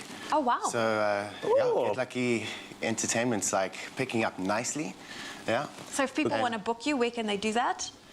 Get Lucky Entertainment, but also you can check out shenfm.com, and get us through there. Most of the weddings are like booked a year in advance. Yes. So my April's already full. Oh, wow. Yeah. Really? But, yeah. Oh. Wowza, okay. Well, I mean, you're going to give us a taste of that wedding experience because, I mean, on the show today, we actually are launching, or not launching, but actually announcing the winners of this Get Lucky Entertainment wedding package, which is going to be so exciting. And, of course, Shen FM, you might actually be in the mix there, depending on what the couple chooses. So this is going to be very, very exciting for you. Plus, you're going to give us some spice. You're going to give us a bit of that, as you said, the remixing on the fly. Yes. You want to give us a little teaser? Are you going to bring in some old school with the Shen FM new school? Yeah, I think today I'll do exactly that, yeah. Actually, I did a remix the other day that was Bob Marley and James Brown. Yeah, I kind of try to mix those two, so you'll hear that later. Okay. Well, I want to hear how yard he's willing to go for a wedding. I feel like weddings are incredible. I know you hate it when I say that, but well, I think it's Depends also what kind of yard, the tea party yard or No, she means yacht. Okay. That's what she means. Shen FM's not going anywhere. I think another important part for a wedding is when it comes to food. Let's head on over to the kitchen. All right, riddle me this. What's a very delicious dessert to whip up with just a few ingredients and almost no time? I'll tell you, it's our Clover classic honey berry smash that ticks all of these delicious, tasty boxes. And Chef Jenny Morris is here to whip it up. I'm going to be doing the smashing, the muddling. Oh, yes, darling. I'm ready. A little bit of muddle. I am a bit muddled in general. This is the smallest muddler that we could have. You know why? Because you boys are so boisterous, we don't want you to hurt all the berries. Okay, so it's about having a baby muddle. A baby muddle, an even spread of textures in there. Yes. I love that. Beautiful, fresh, seasonal fruit. That's got my attention. What is going on over there? Okay, darling, this is filet pastry. This is just one of the easiest desserts to put together, trust me. So while you're muddling, I'm going to just literally dab this butter, lovely melted butter. I'm just waiting for fruit to fly out of this bowl and across the It won't fly, baby. kitchen. And look here, I'm just going to do this, and I'm going to put some delicious honey on it, and the honey's going to just firm it up and give it some that, I love it when the honey clings to it. I have made a little bit for you. I love how it gets almost. The butter helps it absorb that honey into the crispy deliciousness. Absolutely. And then it's literally, it's paint by numbers, this. So we're going to go 1, 2, 3. Look at this. Look at that. A little bit underneath. This is like a baklava on a whole different. It's like a different level. Baklava, It's a summer one, absolutely. I do like a berry tiramisu in summer as well, just to lighten it up a bit. So there are some droplets going all over the place, but it's by and large it's as long as you don't get on your white shirt, look like someone has slaughtered you. And then so far, so good. Straight into the oven with this, like so. And then I'm going to give you 2 of our lovely clover. How long in the oven? Because presumably this is going to cook very quickly, yeah? Very, very quickly. Very quickly. I just wanted to crisp up, get that delicious, crunchy texture. And then you can have any of these beautiful berry variants. I'm going to just go like this for you. I quite like the fruit nice and chunky, so please don't feel... Trying to overdo it, okay. Yeah. Oh, look at that. It's fresh and it's absolutely beautiful. And what we're adding here is the Clover Classic Dairy Snack, and it is very smooth, and it is very delicious, and it is very creamy. So what you got here is the 6-pack of Clover Classic Berries. It's available in blackberry and cream, raspberries and cream, and blueberry and cream. And things we're using blueberries in this. That's the perfect addition. You can make this even more delicious by serving it with a berry coulis or even a chocolate sauce if you wanted to take it just one rung higher. Absolutely. But I like it like this with the freshness of the fruit berries, kind of balancing out the delicious I've berry been snack. licking the bowl. I know, beautiful. May I have the clean spoon? You can have the And clean can I have your muddled berries? You can have my muddled mixture. Look at this. Now I'm going to add... The smells coming out of there. Gorgeous. It's so fresh. Smells like summer, eh? And then just literally... It's delicious. So. Some nuts. You don't have a nut allergy, right? No. So that's I'm where a little nuts, the but baklava kind of feel comes into it. Definitely. And then just another little... You can make it rustic. You can get. I love this. This is a bit of a showstopper. This is quite a fancy. This is going to be incredible. Kind of dessert to whip out. That's not overly rich. No. Yet it's still got that little kind of hint of indulgence. And we feel healthy because it's got fresh berries, and this is very light. Antioxidants. You've got some good fats in there from the nuts. Yes. I feel like we're trying a little too hard to justify that this is Listen, darling, there's nothing in here that can hurt you. Okay, I'm going to give you a nice big whack on top here. Rewarding yourself with something delicious. I think for me, and I say this all the time because mouthfeel is so important to me with these kinds of desserts, is that texture is everything. Totally important. Absolutely. Look at this. Wow. My mouth shares watering. There's a lot of crunch, but it's also balanced. And there is a bit of sweetness, but it's balanced by the tart, fruity freshness of those berries. And then, of course, you've got the creamy, delectable decadence of this gorgeous Clover Classic Dairy Snack in the beautiful berry flavour. Absolutely amazing. I have to put some more black on it. You know how I love black. I'm going to just a little scoop here because I don't have a utensil. Well, yeah, now I have a utensil. Nothing wrong with that, sweetheart. Absolutely. Do you have a happy mouth? That is lovely, and it's not too rich. I think every mouthful is going to be a journey. You can find this on expressoshow.com. I suggest you whip out this at your next dinner date. People will be blown away. One more. So, we've had classic fashion from Timby, classic cars, thanks Chad, and we've seen classic hairstyles. And you, Michael? Classic! A classic range from Clover. Timeless taste. Made with love by Clover. This Wednesday evening at 7:30 on Color Your Plates with Koo. 5 potential cooking stars have 1 hour to impress the judging panel along with special guest 5FM radio personality Miss Cosmo. We've prepared a dish with beetroot as the hero. Each have 1 hour to color your plate. Few more things that I would like to put on the plate, but there's no time. Their 3-bean salad is totally inspired. Who will be Mzansi's next cooking star on Color Your Plates with Koo? Wednesdays at 7:30 on SABC2.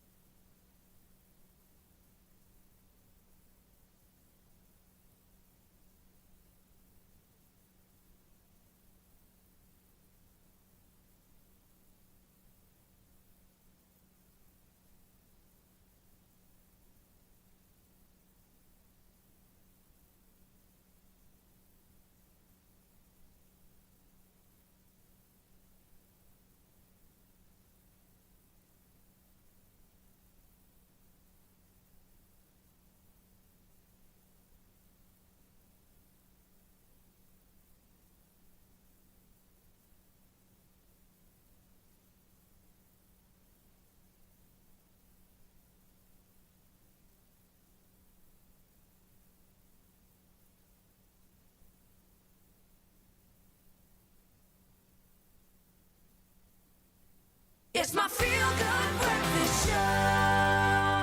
Oh, this is going to put a smile on your face. You know, late musical icon Johnny Clegg is known all over the world for his groundbreaking cross-cultural music, his incessant energy, and for providing the soundtrack to many South Africans' lives during the apartheid era. But what most people don't know is the story of his rather chaotic childhood and how his love for Zulu music all began. It's beautiful. I can't wait to find out. And his new memoir, Scuttling of Africa, appropriately named after the song that brought him international fame, details his formative years in his own words. And his sons, Jesse and Jaron Clegg, are joining us now via video call to share more about the book and to reflect on their father's impactful legacy. Good morning, gents. Hey, guys. Great to be here. The Cleggs, so good to have you start our morning off in this beautiful way. Jesse, I mean, your father's love of the Zulu heritage and language, it's well known. We all know that. But what was your understanding of his childhood and his growth in this cultural space before you read this book?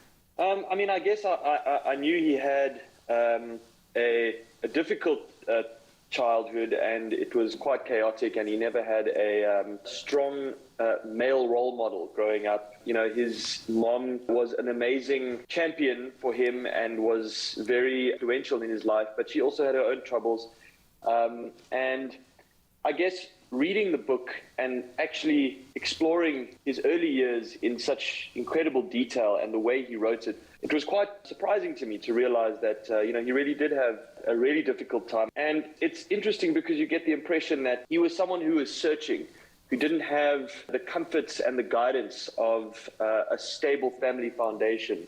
And you really get the sense that when he met Sipho and he discovered Zulu music and Zulu culture, that it gave him a framework for his life, and it gave him a way of understanding the world and creating the space of meaning that allowed him to flourish and find his form of self-expression, and ultimately allowed him to become the man that we all knew him as. But it's an amazing journey, and it's a fascinating trip down memory lane, I guess, and you see South Africa in all its diversity and its richness and its beauty. And my dad was just in that moment, in that specific time, discovering all these incredible cultural treasures and letting them shape him and give him the tools he so desperately needed to understand his life and to express himself. So it's amazing to see that journey. It is amazing to, I mean, I can't wait to read this. And Jaron, you know, considering that this memoir is being released after his passing, logistically, how was it all put together? He kind of wrote it as it all came back to him, and he strung together kind of lots of notes and voice notes and things on his phone, and also obviously like text that he would write and documents on his laptop. So there were so many platforms he was writing on, and he did this for 5 years, you know, and there was a lot of text and work to go through. Obviously, we didn't have him to help us string it together, so that was quite a task. That's why we brought Alison on, who was the editor, and she did a fantastic job. The stories are packed together in themes. So as opposed to it being totally chronological, it goes more in themes. The depth that he went into, you know, these profound moments in his life and what he chose to speak about, some of that we had never heard. So yeah, it was incredibly hard, but it was also very special for us. Jesse, I mean, we know that you're a successful musician. We love you. We've loved having you here on the show, and you make such incredible music. But how much influence did your father have in cultivating your love for music? And do you sort of find that you use your art to continue his legacy in any way?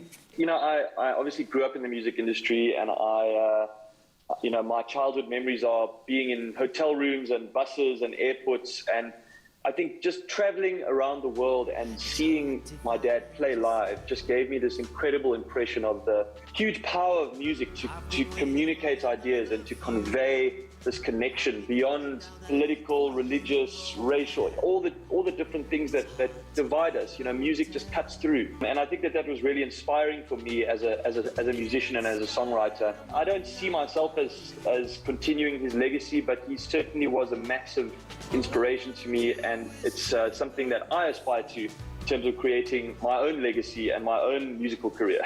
Well, you're certainly doing that.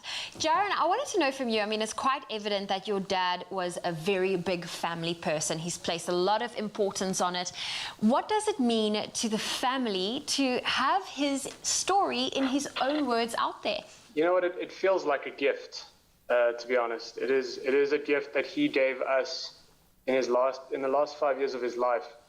You know, we can open that book and we can feel like he's in the room with us as we read all these amazing, beautiful memories and anecdotes and life-shaping moments. It's very surreal for us to have it out in the world, but we feel incredibly grateful that we can share this gift with everyone else. Well, I'll tell you this, Jaron and Jesse, your father was a gift to the world, and the fact that we get to sort of, go through his experience journaled by him is incredible. So thank you very much for sharing that with us and for chatting to us this morning. Thanks for having us. Thank you so much, guys. Always a pleasure. Stunning, eh? Yes. Johnny Clegg's memoir, Scattling of Africa, it is available for purchase from all leading online and bookstore retailers. Now, to commemorate the very special occasion of the release of this book, we're giving away 3 copies of Scattling of Africa by Johnny Clegg. All you need to do to stand the chance to win one of them is to go onto our social media platforms and then let us know which is your favorite Johnny Clegg song and why. Good luck choosing one. There we go. And you will then be entered into a random draw for the prize. Those T's and C's apply, and it can be found on our website, expressoshow.com. Good luck. Thank you so much, Zoe and Tabisa. Absolutely, Johnny Clegg's legacy will live on forever and forever. But now it's back to the music. Music will make or break a wedding. That's what many people believe, and it's so true. Now, Shen FM, who's a part of the Get Lucky Entertainment talent roster, is here to prove he's got the perfect wedding soundtrack just for you. Take it away. Thank you so much. So we're going to do some more up-tempo dancey stuff later, but this one is quite special. I sang it, it's one of my own songs. I sang it for Minnie Walk Down the Aisles. Goes like this, called Sanctuary.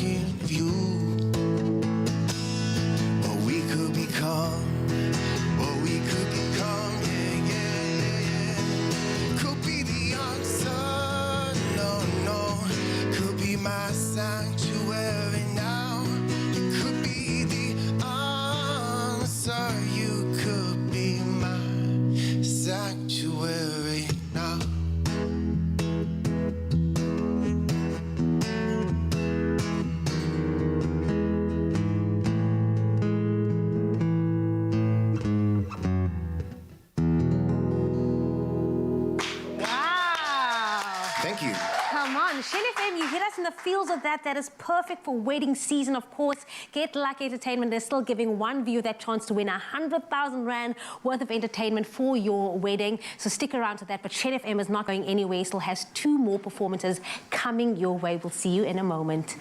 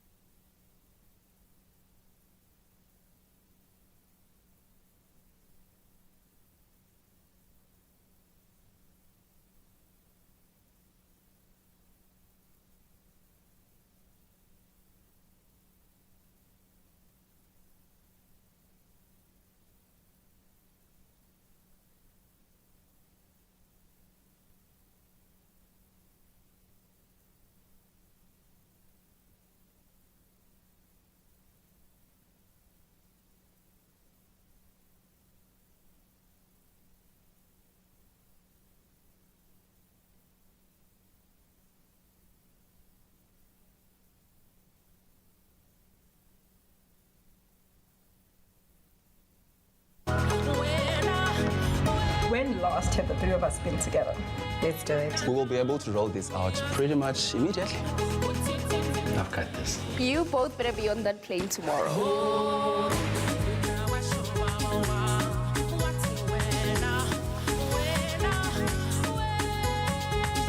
Our Monati keeps friendships flourishing with freebie SIM-only 6 gigs at $289 per month with loads of extras. It's my feel-good breakfast show. Welcome back to Feel Good Breakfast Show. This is Expresso, you're live in S3, and there is excitement in the room. Why? Because Get Lucky Entertainment is becoming the go-to wedding entertainment brand in South Africa, and that is a fact. And the business is the brainchild of Sama-winning SA band Good Luck, and they are upping the ante for SA weddings, from the ceremony to the after party. They know how to do it. If you've been to any of their gigs, now imagine that gig at your wedding. It is not possible. The last time they were on the show, and Jules Harding and Tim Welsh from Good Luck announced an exciting competition to celebrate the launch of Get Lucky Entertainment. Now we get to find out the winners on the show. Here we go. You feel that? I know, right? This is what I've been waiting for. Thanks for the cake. My sister actually baked this. She's a backyard cafe. Thank you so much. How beautiful is it? That is gorgeous. Is that part of the package? No, it isn't. It isn't, but you know, I can always arrange one. I'm sure you can. Yeah, it is exact cake. So, in case anybody's been under a rock and they needed to know exactly what's at stake over here, 100,000 Rand package. Give me the details as to how we've got to this point. Give me entries and give me what people are after. So people have applied online from throughout the country. The winner is getting 100,000 Rand wedding entertainment package. So we'll give them a call and we'll have chats with them about what they're looking for. Do they want a DJ? Do they want a band? What sound equipment they need? And just help them through that whole process of curating their lineup. Lighting, effects. Oh. It's a lot. You know, it's a big, it's a big package. It's a big package. So we can just really handcraft their ideal soundtrack to the wedding. And I know you guys can, because you give us the ideal soundtrack when I say a festival or a gig of yours. It always is quality. And I think people need quality at their weddings. You know, it's the biggest day of your life. Yeah. And you're right, we've played at a lot of weddings as Good Luck. Yes. And, you know, some bands moan about playing weddings because, you know, it's smaller crowds. And for me, it's the highest honor you can have as a band, because it's the one day in someone's life that's their day, you know? So to be invited to perform at a wedding is a massive thing for me. Entries-wise, Tim, I know you said there were a lot of entries. It's been hectic. We've had over 1,500 entries. Yeah, we've been through them all, checking out all the sort of entries and descriptions, and yeah, it's heart-wrenching stuff, I'm not gonna lie. Okay, it is, because you have to pick a winner and of course a runner-up a little later, but this is the moment we have been waiting for. I am ready to pick a winner. We've got the little bag. You have the velvet bag of glory. That's somewhere there. There we go. All right, velvet bag of glory. This is the moment. Take it. Okay, can we get a drum roll, please? Producer? Give me a drum roll, producer. There we go. Am I going to dig or are you going to dig? You dig. Show me the name. And all the feels like a good one. There you go. Thank you. All right, so the moment you have been waiting for. I'm Here, scared. I'm nervous. I'm so nervous. on your Feel Good Breakfast Show on S3. Live, the winner of the 100K package with Get Lucky Entertainment. Here in South Africa. Stop, Carl. On the African continent. On the planet. Here in our Milky Way. Is Jodie Fenton! Yes! Pyro! Pyro! Pyro! Well yes! done. Well done, Jodie Fenton. Oh, I knew it was you, Jodie. I had a feeling. I didn't. But no, it's fine. Well, wow. Well, she was here to have a slice of cake with us and, and a glass of champagne. That would have been nice. So Jodie is going to get the full spectrum. Full spectrum. We still have a runner-up prize that we have to give, which we're obviously going to give away a little bit later on the show. So if you did enter, don't turn off your TVs just yet. If you're watching, we definitely want to see if you are the runner-up, which is also a really great prize as well. It is indeed. I've heard about that. This is the big one. Jodie Fenton, 100K package is yours. And remember, one thing I know about working with Good Luck throughout the, past decade is the fact that they are perfectionists. They are going to make sure your day is very, very special. So well done to Jodie Fenton. And thanks a lot to Get Lucky Entertainment. This is your Feel Good Breakfast Show. We're just feeling good. Yeah. Oh, yes. And thank you to Cape Town, etc. for partnering with us on this. Oh, congratulations, Jodie. That is unbelievable. Well, if you are looking for some inspiration to add a bit of color and variety to your brunch routine, maybe with your bridesmaids, well, then this delicious recipe, it is gluten-free crepes with berries and cultured coconut. Now, it's perfect for a lazy breakfast or a laid-back brunch. Really perfect for the girlfriends or the whole family, actually, not just the girls. Chef Clem, always great having you in studio and to be cooking with you. Yes, and we're going to start off with the berries. So berry. The berries on promo at Woody's now, 20% of any 2 punnets, and that promo runs until the 24th of October. So I thought, what a great opportunity to add it to our breakfast or brunch solution. And if you're going to be having this with your bridesmaids, I suggest you wear a bib, right? A bib, okay. Is this a messy meal? No, it's not, but berries, they will just find their way because your clothes will want to taste it as well because it's so good. Yeah. So just, okay. But can I tell you what I do? So obviously to save on the buy 2 punnets for 20% off, I find I don't always get through all my berries in time.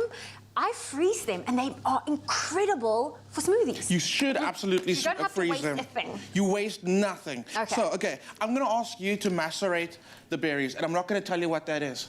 I was about to ask you, what's macerate? Okay, so it sounds so hectic, doesn't it? It's like we're going to macerate it. Do you have to mush it? No, macerating is actually the easiest thing ever. It takes the least effort. You're going to add some lime juice and some sugar to it. Okay. Stir it through and let it do its own thing. Okay. It's such a hectic word for such little effort. Okay, so we've got our berries. You can see some of that juice has already started coming out of the berries. Okay, is that what macerating does? Yeah, it's going to start drawing out some of the extra juices. It's going to make them almost plump up a little bit, and the flavor is just going to intensify so much more. Okay. While you're doing that... if you did not explain to me what macerating was, I was going to come here and mush the berries. Just elbow drop it. Okay, so no, that's all you got to just give it a good mix, and that's macerating. So, my good friend Mike Wright, Mikey, is amazing, and we always have this conversation. Mike loves a good breakfast, but he's gluten intolerant. Yes. So I'm always trying to think of new recipes. If I make something, I was like, can Mike eat this? Ah. Yeah. And today, Mike can eat this. Oh, so we're gonna, fabulous. So for those who don't know who Mike is, Mike Wright is behind the scenes with our social media. He takes all our photographs. We talk about Mikey, this recipe's for you. Okay, so we'll bring Mikey in a little bit to taste it. Okay. So I'm using the gluten-free flapjack mix, which is absolutely amazing. You know what, I love these mixes because it's so minimal that you have to add. You have to add your oil, your milk, and that's it. That's it. A couple of eggs, and you're good. So super simple. Let's get the pan on the heat. It's already on. And it comes together so quickly. So for me, Saturday mornings, this is the solution. So a little bit of egg, a little bit of oil goes in, and then 2 eggs. Are you one of those one-hand cracky egg people? You want to do? You want me to? Can I try crack an egg one-handed? Okay. So you're gonna just tap it. This could potentially be a disaster. And I'm a lefty, eh? That's wow. I'll take that. skill. Thank that was you. amazing. The shell was very crushed, but hey, nothing came in. Nothing. No. Oh, I'm so impressed. Okay. So then all you're going to do then is give it a good mix with a little bit of water. And we're going to even go dairy-free with this one. We're going to use a little bit of almond milk. Oh, fabulous. Almond milk is so good. I could always give it a bit of a shake. And then get that in there. So we're going gluten-free, we are going dairy-free. Oh, this is going to be incredible. Okay, so break up your egg yolks. Before you start mixing the batter, break up the egg yolks first, or else you'll mix and start chasing those egg yolks because they will just evade the whisk like you have no idea. And then also start off by stirring slowly so you don't get flour everywhere. Okay. Because the secret, I know a lot of people go quite crazy because they don't want lumps. Mm-hmm. But I suppose start slowly, and the more you go, you'll get the lumps. You'll break it up. Don't worry about it. Can you smell that vanilla's are coming off there already? Oh, yes. That's in the mix. So it's another thing you don't have to So it's already add. in the mix. It's in the mix. So a little more. You know, you want pancake consistency. So it's not going to be too thick, not going to be too thin. This will make a flapjack now, so I want to make it a little thinner. You want to make it a bit watery. So when I was an au pair in America, You were an au pair in America? I was an au pair in America, and I made pancakes for the kids, but their pancakes are like what we call flapjack. Yeah. This is what I call a pancake, which is technically a crepe. So they would always say, can you make us some South African pancakes? And so you got some serious skill. Are you able to like flip it? It depends on the pan. If it's a non-stick pan, then anyone can. 100%. And you know what? They just happened to give me the heaviest pan they could find in the kitchen. Okay, well now you have to show off your arm muscles. Oh my goodness. Okay, I mean, so is that pan flippable? You know what? It is. So we're gonna try. It's a bit difficult. I wouldn't recommend you do it at home. Okay. Okay. Challenge so, accepted. Let's go. Let's turn this heat down. You don't want it to be too hot because you want to give the batter a chance to really start cooking. Okay. At home. Can I tell you? So my first, no matter how many times I make pancakes, the first one is always a flop. I don't know what it is, but the rest are perfect. The first one is always a bit of a flop. It's the offering to the pancake gods. So that's fine. Okay, trying to work on this consistency because now I've also got to flip a pancake. Okay, get it in. So we're looking good. You can also make this batter ahead of time and give the flour a chance to actually hydrate, which is great. So you can make it the night before. In the morning, everybody just gets pancakes. How good is this batter for freezing? Or is it rather, like, if you just want to make a small portion, rather half the ingredients? Half and you totally just divide by half or by a quarter, however much you need. I wouldn't say freeze it. It also comes together so quickly that you don't need to do that. To freeze it. Okay, cool. So let's go. You're not even using a ladle now. I'm just going to pour. So Chef Clem obviously guesstimated a lot of the measurements, but we have all of those available on woolworths.co.za, so don't worry. And of course, all the instructions to make these amazing gluten-free flapjacks are in here. We just added a bit more liquids to make it pancakes. There we go. So I'm going to let this guy cook, and you'll be ready to turn it over when you start seeing all the bubbles form around the side and also in the inside, okay? Oh, true. And also, like, the lining goes a little brown. It does. There we go. Absolutely. And it goes, like, crisp. I've got some that we made already, so I'm going to ask you to, like, get very creative. You're going to plate this up for me. How? Like, just... There's no way. Okay. You just go, like... Don't look at the reference. Don't look at the reference. I was going to roll it, but now I feel like I need... You can. And we'll bring young Mikey back in again to do a little taste. Now, how much of the sauce do we want? That's up to you. So if you really like a fruity pancake, you can add a lot. If you just want to go, like, subtle with it, it's totally up to you. Okay. So at home, like when you make this at home, make your batter a little thinner, because this is quite a thick. But this is a very generous pancake. I suppose like you could have one of these and be good. I don't know how Mike's going to eat this, but... And then he'll get it. And then instead of doing cream or yogurt, because there's dairy in there, I've got some cultured coconut over there for you, and it is delicious. It's so good. Look at that. Are you going to add some of that coconut to it? Yes. There we go. Some the coconut. Yeah. Okay, guys, we are not flipping this one. Okay, is it not? We are not. You're not going to be able to accept that challenge. It's not challenge. Denied. All right. Okay, we'll have to think of another challenge for you to. Okay, tell you what. Yeah, so you can be able to at show home off as your well. skills. Think of a cooking challenge for me that I'll do before the end of this week, because with this 20-kilogram pan. Whoa. Okay. Not going to happen. Okay, let's bring in young Mike. Young Mikey, this is so fun to put together. He's back in? Okay. It's off center, but I'm going to give you this one because you have to taste the one I made. So letting you know, this is the first pancake I've had in about 4 years. Wow. Oh, and I'm very excited. Okay, I also, when you do taste it, I want like some proper feedback. Texture, taste. Take a TV bite, so small. I want you emotion. can talk to us. Where does this pancake take you? Don't look at what I'm doing in the pan. Look at Mikey, because what's happening in the pan is a different story.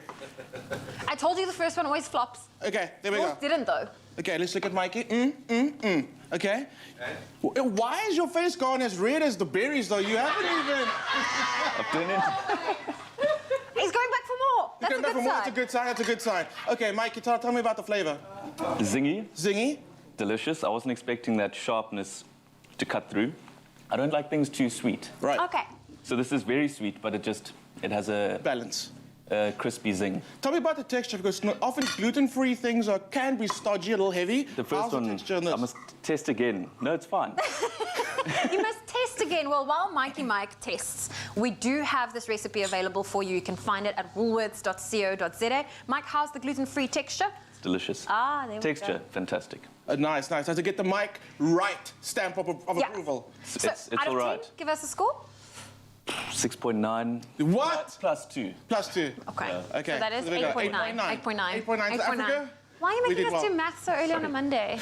Oh, well, listen, thank you so much for this delicious recipe, Chef Clem. If you want to get your hands on it, make sure you head on over to woolworths.co.za. Mike Wright, everybody, Mike Wright.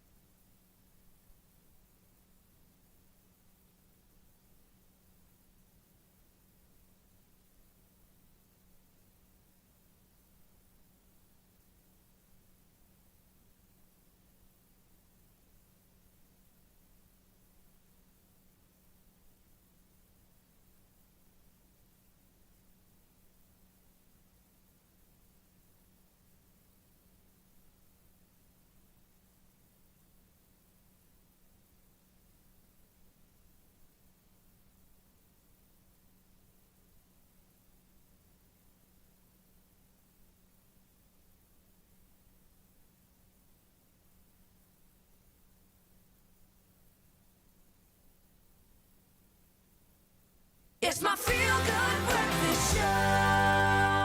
It's a brand new season. It's a Monate time. It's a Monate season. If summer means connecting with family, doing the things that you love, and finally binging all your favorite content, then maybe what you need is a Monate summer. Now, yes, that's right. With Telkom, you can now bring more to your summer and open up endless possibilities with an array of epic deals on, wait for it, your mobile as well as your fixed line. And here to share all about how we can all have a Monate summer is the executive of brand and consumer marketing from Telkom. It's Masingita Mazibuko. Masingita, good morning. Good morning. Good morning. It's good having you on the show, and it's good to chat about something that is so exciting. Now, listen, as we slowly edge our way towards summer, Telkom is coming in hot and fast. Now, I believe they're getting us excited for the Monate summer. And what exactly does this Monate mean in this context? Monate means different things to different people. In basic principles, it's about joy. It's about living your best life. And as Telkom, what we want to do is enable that joy in everyone's life. We know that summer is a time of connecting with family, connecting with friends. It's a time of traveling.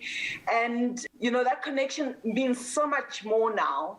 And as Telkom, we've always given more. And this summer, we're going to continue on that journey of giving more. So we're going to be rewarding customers, giving them value, making sure that they truly have that summer of Munate. Masingita, here's the thing. Everyone loves the sound of data at a great price. What are some of your biggest deals that you're excited about for both fixed line customers and mobile customers? So looking at our prepaid LTE, what we're going to be doing is giving 50% more data on our 6 gig and our 7.5 gig. But then postpaid fiber, we're going to be giving that for $3.99, which we have been doing for the last 2 years in essence. And then for those postpaid customers on 1.5 gig and 3 gig and 6 gigs, they're going to get discounted subscriptions and additional on-net minutes. And daily, we're going to be giving Munati daily gigs from 15 Rand. And then Tola More is one of our offerings where the more you recharge, the more value you get, and in various forms. But we're not only going to stop from a data perspective. Last year, we had Telkom Munati Vibes, and we're going to have a second season of that on SABC One and Telkom One. Performances from, you know, known South African artists. I shan't reveal who they are, but from November. So a lot happening this summer, and we're truly going to make sure this is a summer of Munati. Sure. I'm loving this. The deals sound incredible. The prices sound even better. I think if you're involved in Telkom already, you're lucky, and if you're not, then you better get lucky. And speaking of lucky, Tabiso, you were pretty lucky too, right? You got to join the team on set at the making of your brand new TV ad, and it absolutely looked like a Hollywood production on another level. And the ad itself even started looking like a movie, to be honest. But what is the creative thinking, and what was the approach to this big idea? When we were on site and shooting the ad, it was actually absolutely spectacular. It was so nice being behind the scenes. I felt like I was in Bali, but it also showed how many beautiful places there are in terms, I think, here in South Africa as well. But the reality is we all have some story of summer, right? And the thinking around our ads this year is that let's tell that story of summer. And the fact that we appeal to a variety of people, and we're very clear that we don't want to leave anyone behind. The movie themes fits really smack bang in that space, because it allows us to tell different stories of different people from all different walks of life. And it was important that we told the stories of South Africans. Telkom's not our brand, it's this brand of the people. And storytelling is part of South African history, right? We're gonna really, jump straight into that movie theme and really capture people's imaginations. But you know what? Tell them about the great deals and the great value that Telkom's bringing this summer. Life is but a movie, honestly, with Telkom, it seems.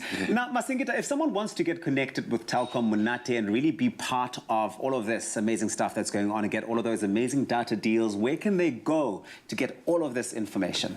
Simple. If you go to telkom.co.za, we can easily get access to all these deals.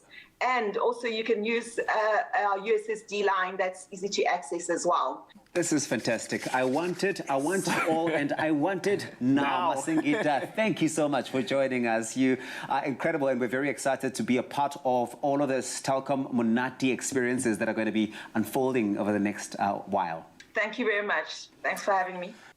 Well, there you have it, and there you heard it first. Telkom Munate is giving you more bundles to call, chat, and text all summer long. And if you want it, all you have to do is dial *180#. As simple as that. And if you are a new customer wanting to sign up, then you can visit telkom.co.za. What are you waiting for? Hurry up! Thank you so much, boys. Well, the time now is 8:01. It's time to have a final look at those news headlines. And I'll start with this national news. Free State Police have arrested a 36-year-old man found in possession of antique equipment used in the Anglo-Boer War. Provincial police spokesperson Brig Mutansi Makele said the man could not explain where they came from. In a plastic bag and in the pockets of his trousers, police found antique watches dating back to the 1800 period, binoculars used by Anglo-Boer War soldiers, antique knives, medals and coins, all to the value of some 600,000 rand. Now, the suspect is set to appear in the Bloemfontein Magistrate Court for possession of suspected stolen goods. Gauteng Transport MEC Jacob Mamabolo yesterday met with Johannesburg taxi associations and 2 federations. The meeting comes after violence erupted again between the Witwatersrand African Taxi Association and the Nancyfield Dube West Association. 4 taxis were set alight and 6 others were damaged. In 2020, 2 Nandue members were shot dead near Nancyfield Hostel in Soweto over routes in Joburg South. The deadly conflict saw Mamabolo dissolving the executive committees of both warring taxi associations. Then on the international front, the 27th edition of the Pan-African Film and Television Festival of Ouagadougou, FESPACO, is underway in Burkina Faso's capital. It was pomp and colour as thousands thronged the Palace des Sports complex on Saturday to witness the start of Africa's largest film festival. Out of the 1,132 entries submitted in 6 categories, 239 films from 50 countries have been shortlisted. Some 17 feature-length films will battle it out for the grand prize, which is the Golden Stallion of Yeninga, named after a beast in Burkinabe mythology. The festival runs until this Saturday. And then a Russian film crew landed safely back on Earth yesterday after wrapping up scenes for the first movie shot in space. Actress Yulia Peresild and director Klim Shipenko spent 12 days filming The Challenge at the International Space Station before cosmonaut Oleg Novitsky, who has cameo role in the film, returned them to Earth. The movie follows the story of a doctor called Xenia, played by Peresild, who travels to the space station to save the life of cosmonaut Ivanov, acted by Novitsky, by performing heart surgery in zero gravity. And then finally, KZN's Lalela Mswane crowned Miss South Africa 2021 at a glittering pageant which took place this Saturday, and the finale was in Cape Town on Saturday evening. The stunning 24-year-old from KwaZulu in Richards Bay holds a Bachelor of Law degree. Her mother, Hleli Selwe, is a former accounts clerk, and she has an older sister, Shlobisile, and brother Mavela. Her father passed 11 years ago, and she views her mother as her absolute role model, saying she is the greatest giver of love, patience, kindness, affection and support, who never fails to extend grace even when she experiences injustice. She views unemployment as the cornerstone of all the causes she cares for, because it's not only affecting South Africa's youth, but is the source of many of the social ills so prevalent in South Africa. To young girls and women, she says, and I quote, "So much greatness can be achieved when we unite as women in support of each other. Let's be a generation that exemplifies the notion, empowered women empower women. Women possess everything within them to achieve anything. Our greatness is in it. We need to stop playing small and shrinking ourselves to fit in." That was the words of our new Miss South Africa 2021, and we can't wait to see what she does with this platform. On that note, that is where I leave your 8 o'clock news headlines. G is standing by with a final look at the sports.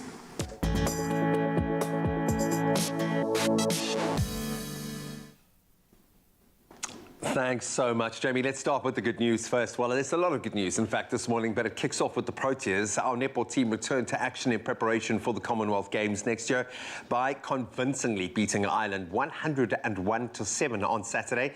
They then followed that up with another thumping win yesterday after claiming a 96-8 win over the same opponents. So the last time the Proteas travelled internationally was back in January of 2020. Clearly, they are over the rust, and that was, of course, for the Vitality Netball Nation Series in England, but clearly they are back to their best, and their next game is this coming Friday, and that's up against Scotland.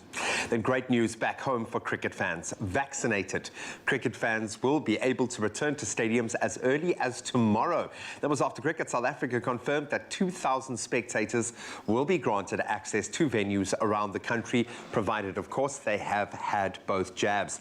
Now, the T20 knockout, which is at its quarterfinal stages at the moment, that's going to be the first game to welcome fans back to the stadiums. In fact, tickets go on sale today. That first quarterfinal is between the Southwestern Districts and then the up against the Titans, with the second match putting the Knights against Western Province. Then on to running. Steve Mokoka has done it again. He ran brilliantly on Sunday, claiming his second Cape Town Marathon crown in the mother city. So after winning his first title back in 2018, Mokoka, he crossed the finish line in a time of 2 hours, 10 minutes, 0.16 seconds to be exact. That was ahead of second-placed Gebru Radagne of Ethiopia, and then Lesotho's Tabelo Ramakokwana. He finished in third. Then the women's race was won by Kenya's Lydia Simiyu, and she did it in style. She was also making her debut at the marathon and set a new course record and secured the fastest women's marathon on South African soil, finishing in an amazing time of 2 hours, 25 minutes and 44 seconds. Always in the mix, South Africa's Gerda Steyn came home in a very well-placed fourth place. And then finally on to football. Mamelodi Sundowns are still topping the PSL table after the weekend's action, despite not playing in the league and playing their CAF Champions League encounter. So Sundowns drew 2 apiece with Manima Union yesterday, and despite not playing in the league, still have a 1-point lead at the top of the table. SuperSport United are the closest in the challenging pack at the moment, and they beat Barocca 2-0. Kaizer Chiefs finally got the win under the belt as well. They claimed their second win of the season after easing past Chippa United. Made it look good, in fact, 4-0 there.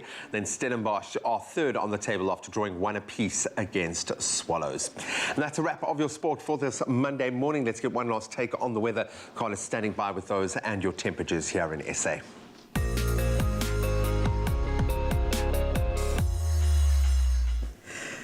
Let's wrap up your weather news, and starting off with Queen Elizabeth, who has criticized world leaders' inaction on addressing the climate crisis, admitting she is irritated by individuals who talk but do not do. Don't we all? She made the remarks, which were picked up on a live stream at the opening of the Welsh Parliament in Cardiff on Thursday. The Queen's remarks mirrored comments made earlier by her son, the Prince of Wales.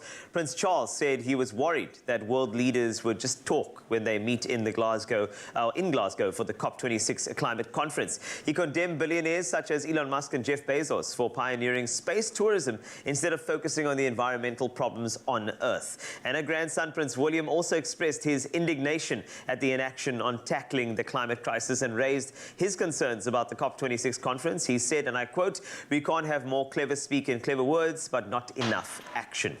Next, we move from climate news to the sunrise views we get to enjoy from our own shores. And we started the morning with Avril Roberts-Retief, who captured these breathtaking colors spread across the sky as the day begins.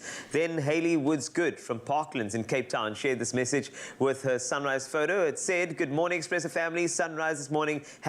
#blessed. I love it." Maureen Turner from Durbanville shared this stunning red and pink-hued sky overlooking the mountains in the distance. Last but not least, William Jumat from Virginia Beach in KZN sent through this picturesque image overlooking the ocean with a bird taking flight in the foreground. That looks like a screensaver. Thank you so much for your sunrise photos. Please send them over to us on the Expresso Facebook page as often as you get them. As we check out your temperatures for the day to give you an idea of what to wear. So let's start you off in Polokwane. 10 will be your minimum, and that jumps up to 18 a little later. Partly cloudy for you. Mbombela, a 58% chance of rain with 14 your maximum, 11 your minimum. Pretoria, 12, jumping to 25 with a 56% chance of rain. Johannesburg, looking nice and temperate, 11 to 22. Mahikeng, 27 your high from a low of 12. A minimum of 11 in Klerksdorp, and you jump up to 27.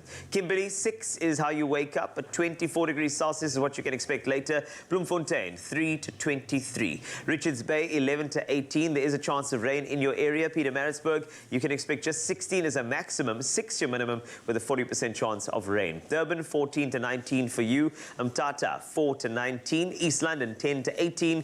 Cradock, you can expect just 2 as you wake up. 21 is how you thaw out later. Abeja, 10 to 18. George, 8 to 16 today. The mother city, Cape Town, 19 the max from a low of 13. Worcester, 7 to 22 today. Sutherland, 2 is your minimum, and you jump up to 19. And then Uppington wrapping up with you, as always, a beautiful day expected. 11 is how you wake up this morning, and 27 is your maximum. That's a wrap of your weather news, as well as the temperatures you can expect today. And your Feel Good Breakfast Show continues with some critical conversations around mental health. That's right, Wasty, and the spotlight is all on mental health, especially with the International Kite Festival being hosted here in Cape Town. So we asked you, do you have a relative or a friend that currently has some mental health issues, and how do you support them? Let's take a look at what you had to say on social media. Sure, we start with Nathantla Elsie says, yes, it is my cousin. He's fine. He likes tea so much. The hardest time is when the season change, but I give him the pills every single time. So some people do obviously have to medicate themselves. So good that he has you as a support system. Tantla. Well, Norma Parker says, give them lots of love and attention, nothing to be embarrassed about. Nolene says, yes, it's hard because one moment they are fine, the next they are out of it. Or at all times, we as a family just need to stay cool, always be calm and pray. Well, thank you for that, Nolene, and for sharing those thoughtful ways on how you support people in your life that currently suffers from mental health issues.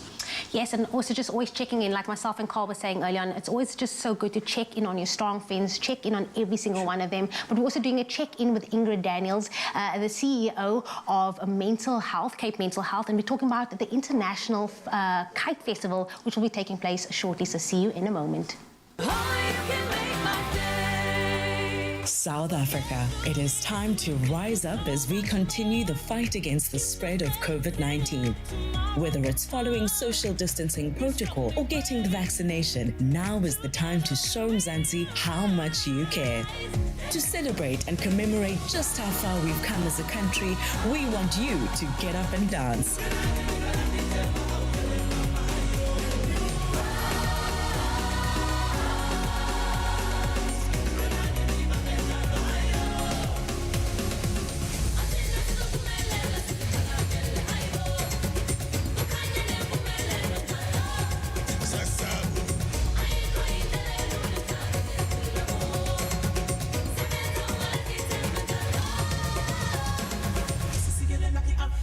It's time for all South Africans, young and old, to share in the joy as we embark on a journey to a COVID-free world. For some, it will be a dance of remembrance, a dance of survival for others, and a dance of hope for many, but a dance of fun for all. Enter as an individual, as a family, or even colleagues. Get everyone involved. Follow our step-by-step tutorial and win.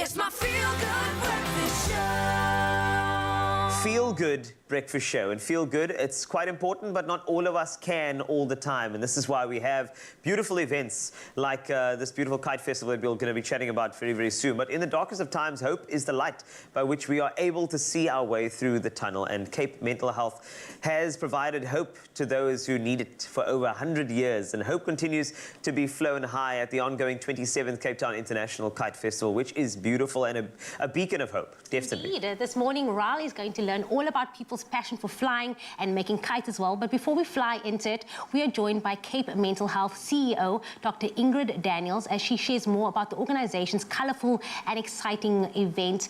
Doctor, so good to have you with us this morning. Good morning to you. It's good to be here, and good morning to all your viewers as well.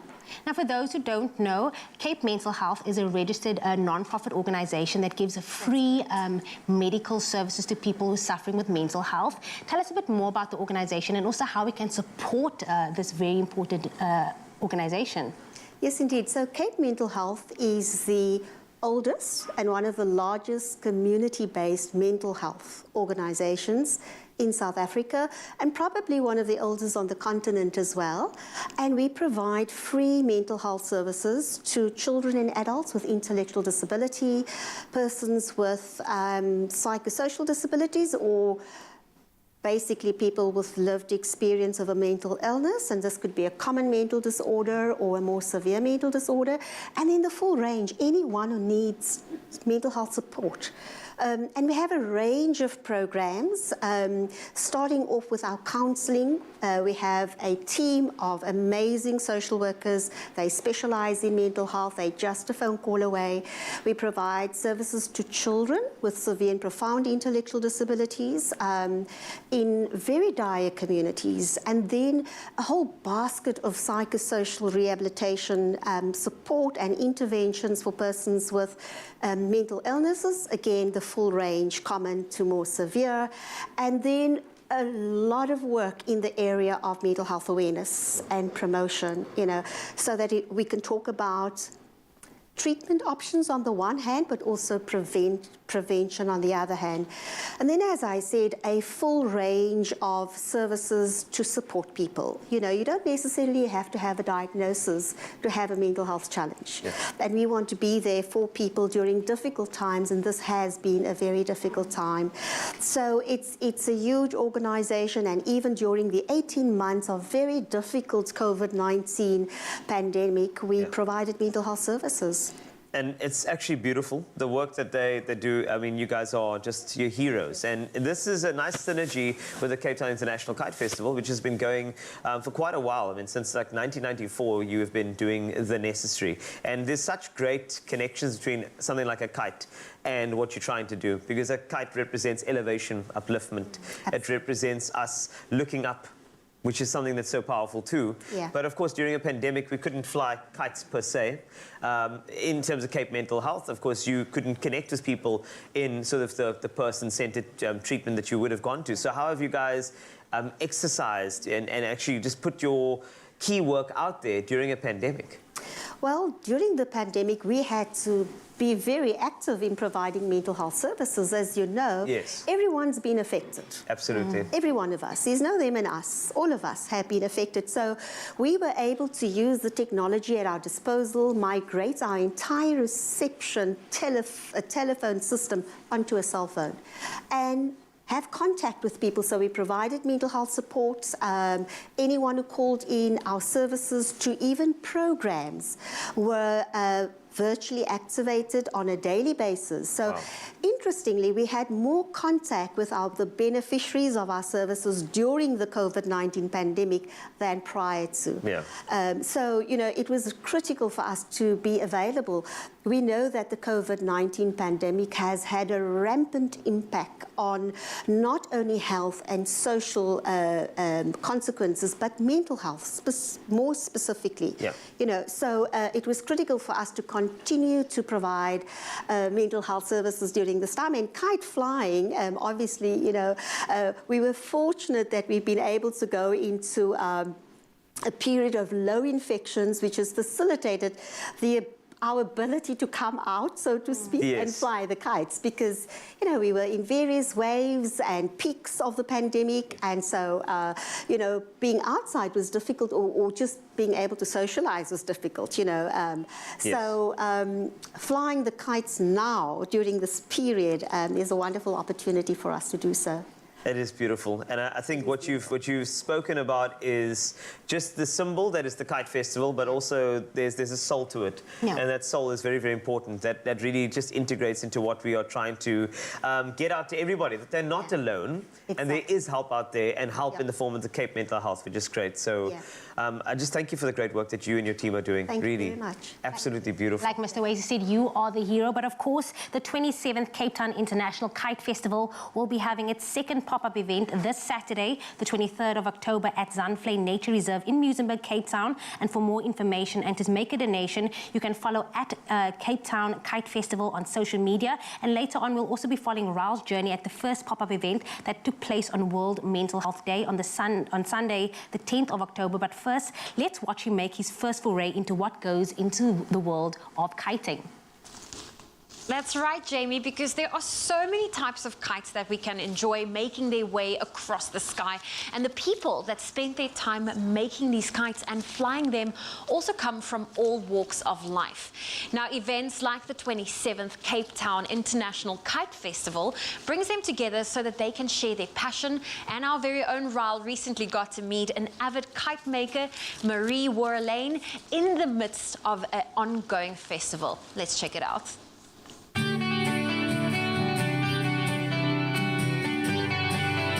Now at the root of a colorful and animated kite flying high in the sky is someone that's sharing their passion so that all of us can enjoy it. Now I'm out here to meet a kite maker and flyer and to find out exactly what it is that gets her heart pulling on these strings. Let's check it out.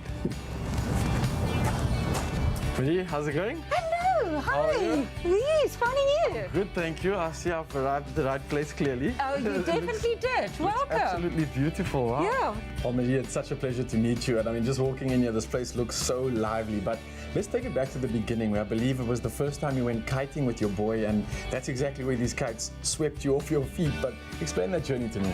Well, it happened in 2001, when we decided to buy Bradley, our son, a parafoil kite, because we thought it would be nice to do something to do with family, you know, that we can do something together. And because we love the outdoors, you're in the sun, on your face, fresh air, what more can you ask? And we had so much fun with it. At the end of the day, my son said, no ways, you carry on with it.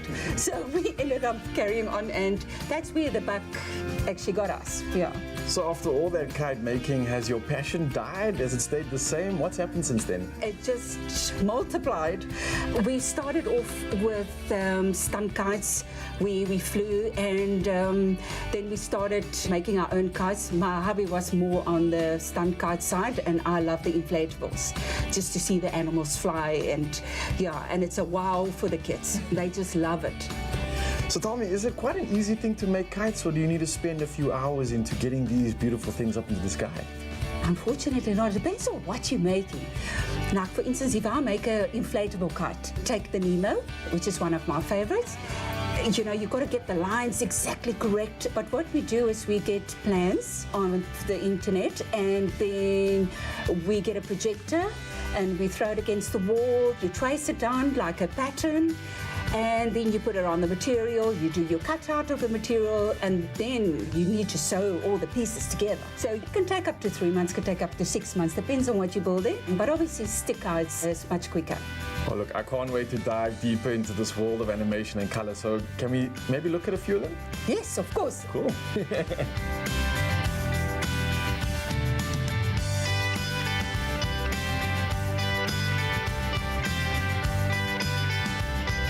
Yeah, I'm noticing with all these beautiful kites I'm seeing, you seem to love animals, and it seems like people love seeing animals in the sky. What do you think the reason is for that? I'm an outdoor person. I love animals. Yeah. And for me to make all the animation animals like Nemo, is kids love them. The animation, the smile on their faces when they see these amazing animals flying in so high in the sky. But just to see the smile on their faces means a lot. Sure. I'm picturing all the kids in the sky right now just screaming, hey, there's Nemo and there's a ladybug. Well, look, I believe it's not only also just local festivals that you had the opportunity to fly these kites at, but internationally too, right? Yes, that's correct. We've been to Kenya, Nairobi, Weifang, and Beijing in China, which is Weifang is the biggest kite festival in China. And what an experience. Kites, it's not just about the traveling and the flying, but you get to meet great people, and they're all kite flyers from all over the world. And what's so nice is before the festival starts, you get to meet and greet, and that's when you do exchange a little bit of a gift. And mine is the feather with the pink panther on, and then they give you something back, like either another feather with their name on, or with their country on, or badges, or anything like that. So we've made, over the years, it's about 18 years, we've made so many friends, good friends, kite flyers. So many beautiful memories, it sounds like, and I think I'm dying to get and create my own memory too. I'm starting with something special for you guys, so let's have a look. All right. Come, let me show you something. Yeah, what have we got here? Right. Oh, awesome. There, that's us on S3. Yes. Open up. Oh, this is so cool. I mean, this looks awesome, eh? Thank you. I've cut the kite out from scratch. We're at a stage where I can just sew it up, and I've finished the tail. Look how long it is. Oh, that is cool. Nice stuff. So look, what I know there's so many different types of kites, right? What exactly is this type of kite? I mean, it looks like a flag almost. This is called a Delta Porter. A Delta Porter? Yes, it's like a picture frame. All right. So I'm going to do a reinforcement here and on the other side across, and it's very similar to this kind that we do, because you keep the rods and everything close so that they don't move around, because if they move around, then your kite might fall out of the sky and it might crash. And this is called the bridle. So the main piece of the rope will be attached to this one, and then it's going to fly because it's got its tail as well. And this is basically exactly what's going to happen to yours. That is so cool. Yes, so I'm almost done with it. I mean, I gotta say, I am so impressed. And I mean, especially with the logo right here. It looks like I'm watching it on TV. You've done an exceptional job. And I can't wait to just see this thing in the sky and fly it high. You'll definitely test fly it at the kite festival. I can't Make wait. sure of that. So I guess, Zanzi, there's one more thing to do now, and that's see you at the kite festival. Let's get it. Cool, very fascinating. Wasty, if you had to build your own kite right now, what would you put in the sky? Boston Terrier. I'll put a Definitely. black cat. Yeah. Yeah, that happens to be our black pets. Well, listen, Raul will be putting the kites to the test, so stay tuned for that. And as you've just seen the process that avid kite maker and flyer Marie Warlane goes through to make a kite, she has also made this special one that you're seeing on your screens right now for Expresso and S3 branded kite, just for us to give away to one of our lucky viewers. It could be you. It could be, you know, and it's going to be absolutely fantastic. We can win it. So on a gorgeous day, it's a joy to be able to see a kite in a park against a mountain backdrop or at the beach. And all you have to do is head over to our Facebook page and let us know by commenting on our competition post where you think the perfect place is to fly this incredible kite. Where do you think? I'm definitely going to go for a beach. I'm thinking an open field, but hey, it's not up to us, it's up to you. And this competition closes today at midday. That's today, Monday, the 18th of October. And those T's and C's do apply and can be found at expressoshow.com. So get entering because it closes at midday.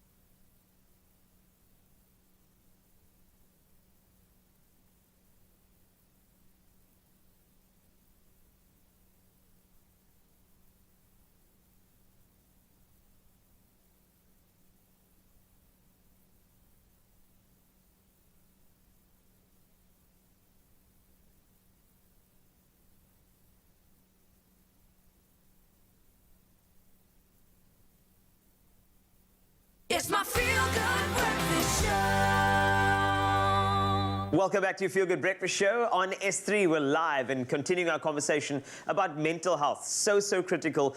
Now, I know you know many platforms that could be ambassadors for mental health, but this one I'm sure you never saw coming.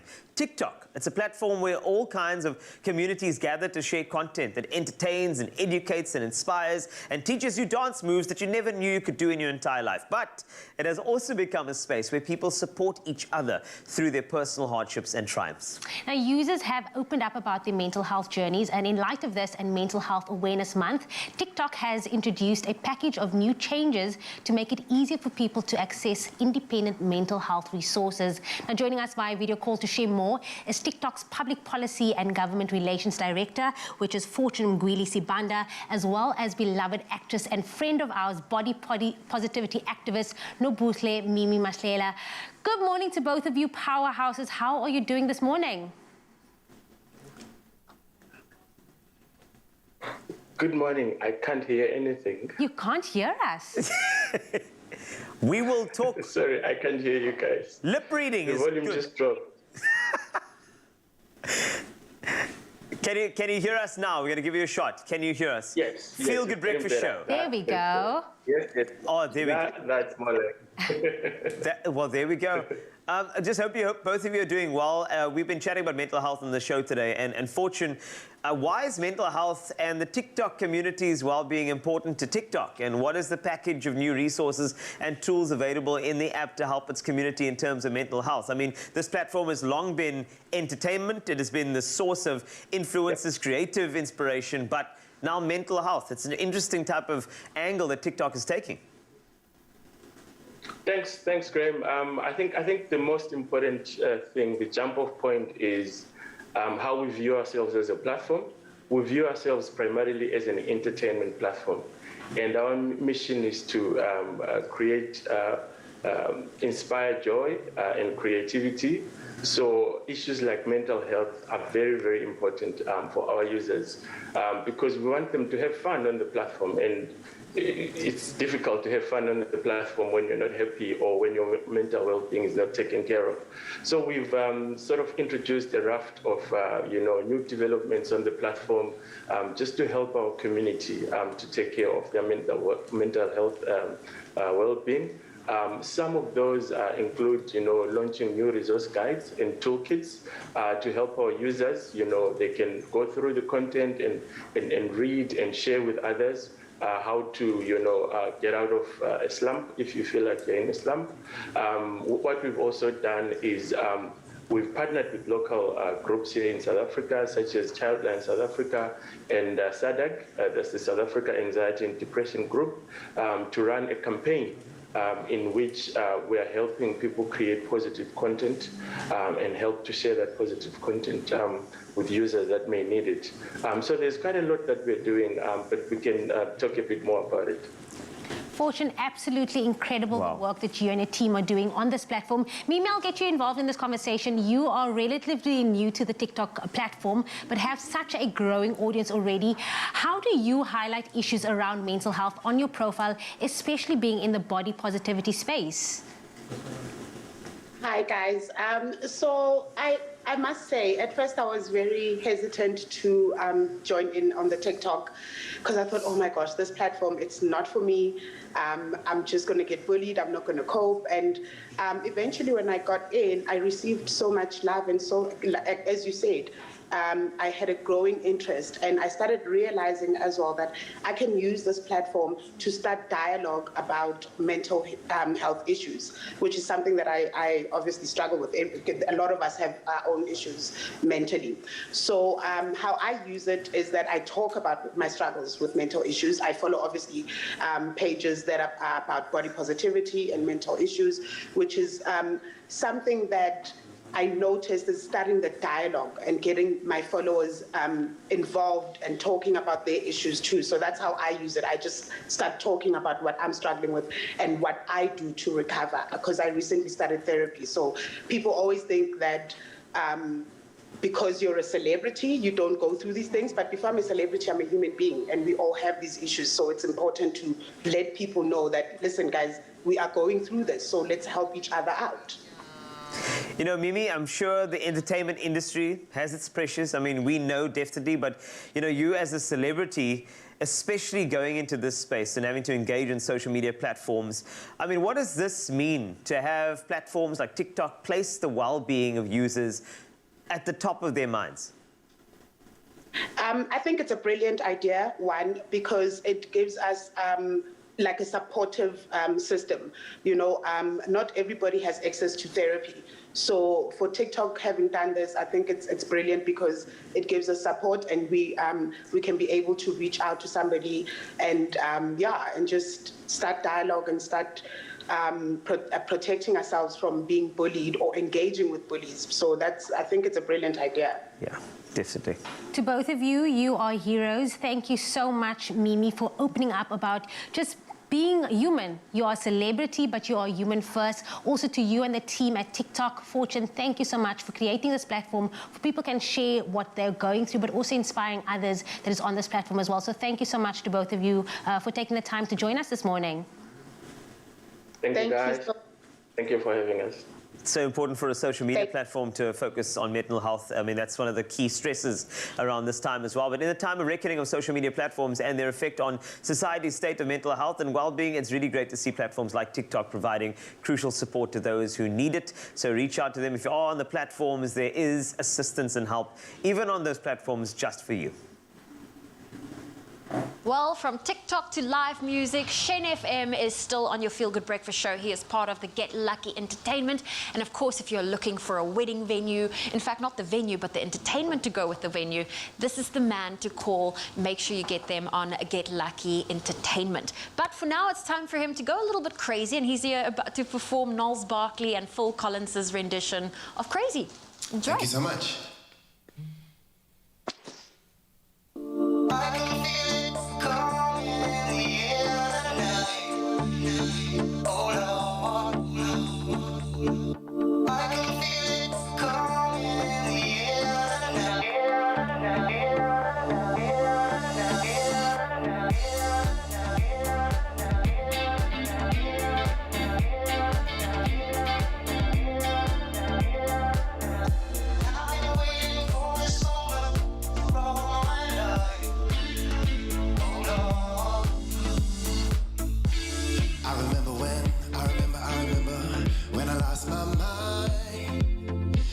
So pleasant about that face.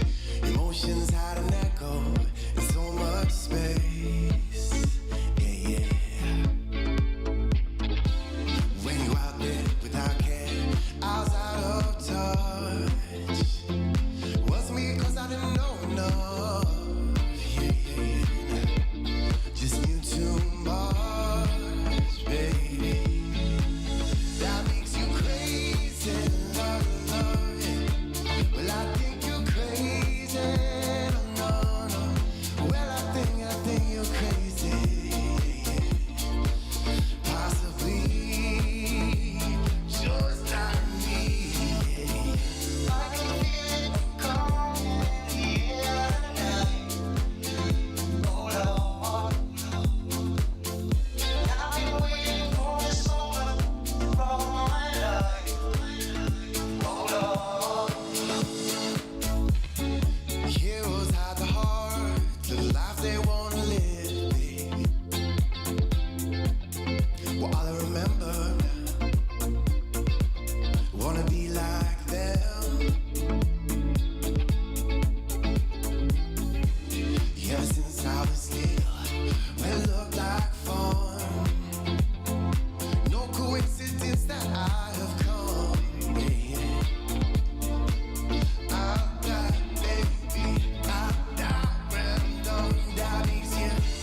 Crazy. Well, I think you're crazy.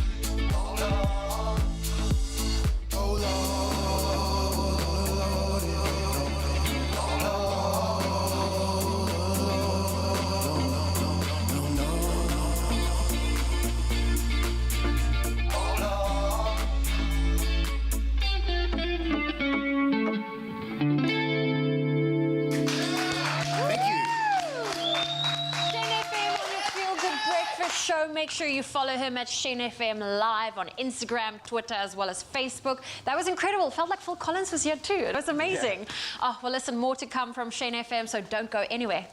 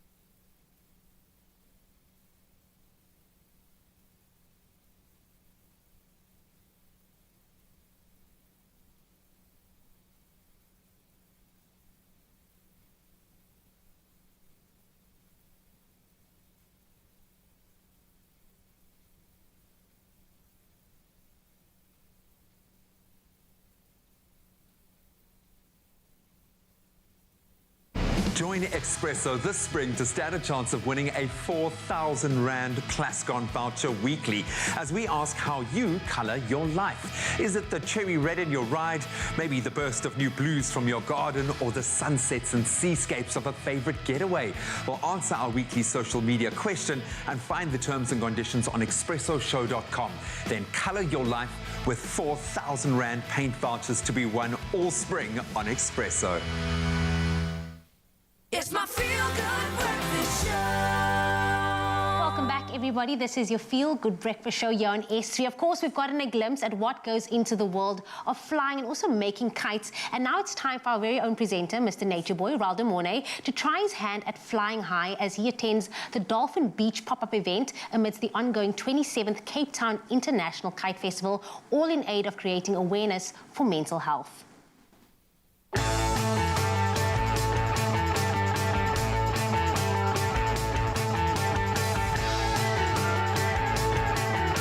Welcome to the 27th edition of the Cape Town International Kite Festival. And with October being Mental Health Awareness Month, what a perfect opportunity to come down to Dolphin Beach and celebrate and get these kites flying high, because everybody deserves to fly. Let's go check it out.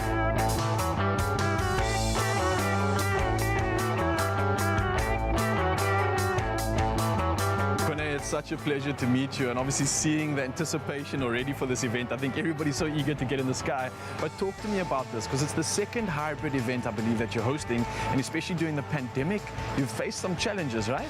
With the current global pandemic that we find ourselves in, we had to adjust the format in which we do the traditional festivals. Obviously a 2-day festival that we've got about 20,000 people that attend. So to keep the tradition of kite flying and the reputation of the festival alive, we decided let's do it in a smaller format and still involve the communities that are passionate about the kite flying.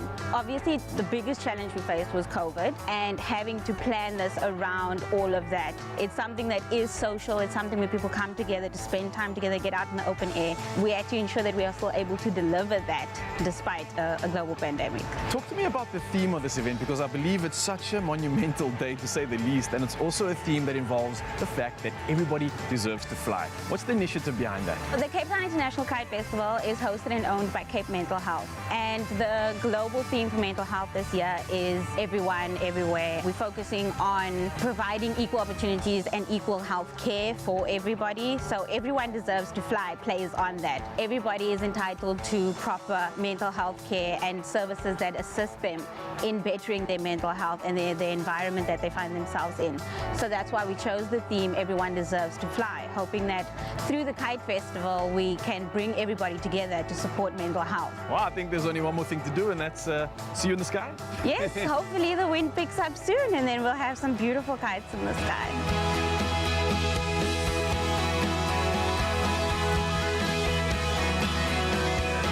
Kites bring hope and joy to not only those that are watching from afar and also up on the hills, but also for those that are flying them too. Good to help Cape Mental Health get more money in, and we enjoy it as well, being out in the fresh air. And also when it's a festival, we get to meet all the other kiters from around the world, which is absolutely fantastic. But it's mainly to get money in for Cape Mental Health. There are 3 Muppet kites which I made myself. Kermit, Gonzo and Animal. And they make a nice statement in the sky. I'm looking forward to flying them later on. Yeah, I started off flying radio-controlled gliders for like 15 years. And then we flew in Tigerberg Hill and all those places. But in the farms, you know, started putting up fences and all that. And I started doing stunt kiting. And I thought, no, it's a bit boring afterwards. And I started sailing and the kites got bigger and bigger. And then, you know, I could all feel below my house, you know. I fly and then I help the kids and it got more and more. No, I thoroughly enjoy it because when I see, especially the children's faces, and when they see it and their smiles and excitement, that's A1. Now the festival also brings a great opportunity to learn how to fly, but luckily we've got our own professional here and Marie's checking in with us and we're going to find out exactly what our kite is up to and if we can get it up in the sky. Let's go check it out.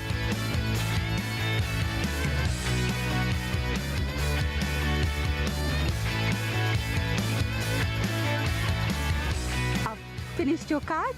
Lovely. It's all yours. So you're gonna open it up, and I'm gonna show you how to assemble it and then get it in the sky.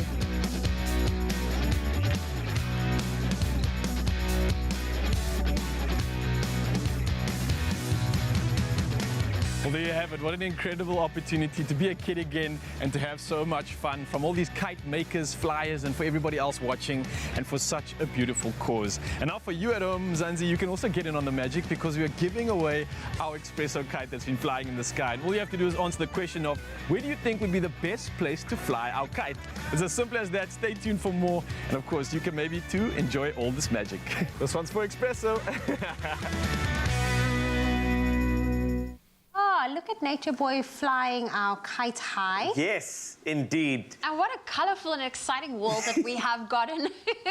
And you know what, an absolute privilege to get a glimpse into what it is to not only make the kites, but to go out there and fly them. And we have some good news. Yes, you can win a kite, which is the best idea ever. All right, so we just witnessed that first flight of our Expresso S3 branded kite as Ryle took it out for a nice spin on the ongoing Cape Town International Kite Festival. Now it's hosted by the Cape Mental Health Organization, who we chatted to earlier, and the kite was made by an avid kite maker, the flyer. It's Marie Warrelane, of course, and a donation has been made on her behalf to the organization for the time and work she has put into it. So now we have you at home standing the chance to win this awesome kite. How exciting. Now, on a gorgeous day, it is a joy to be able to really see a kite in the park, against the mountain backdrop, or even at the beach. Now, all you have to do is head on over to our Facebook page and let us know by commenting on the competition post.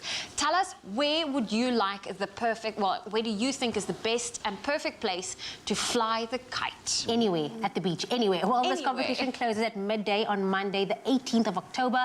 And remember, those T's and C's do apply and can be found on our website, expressoshow.com. Get entering to all of you.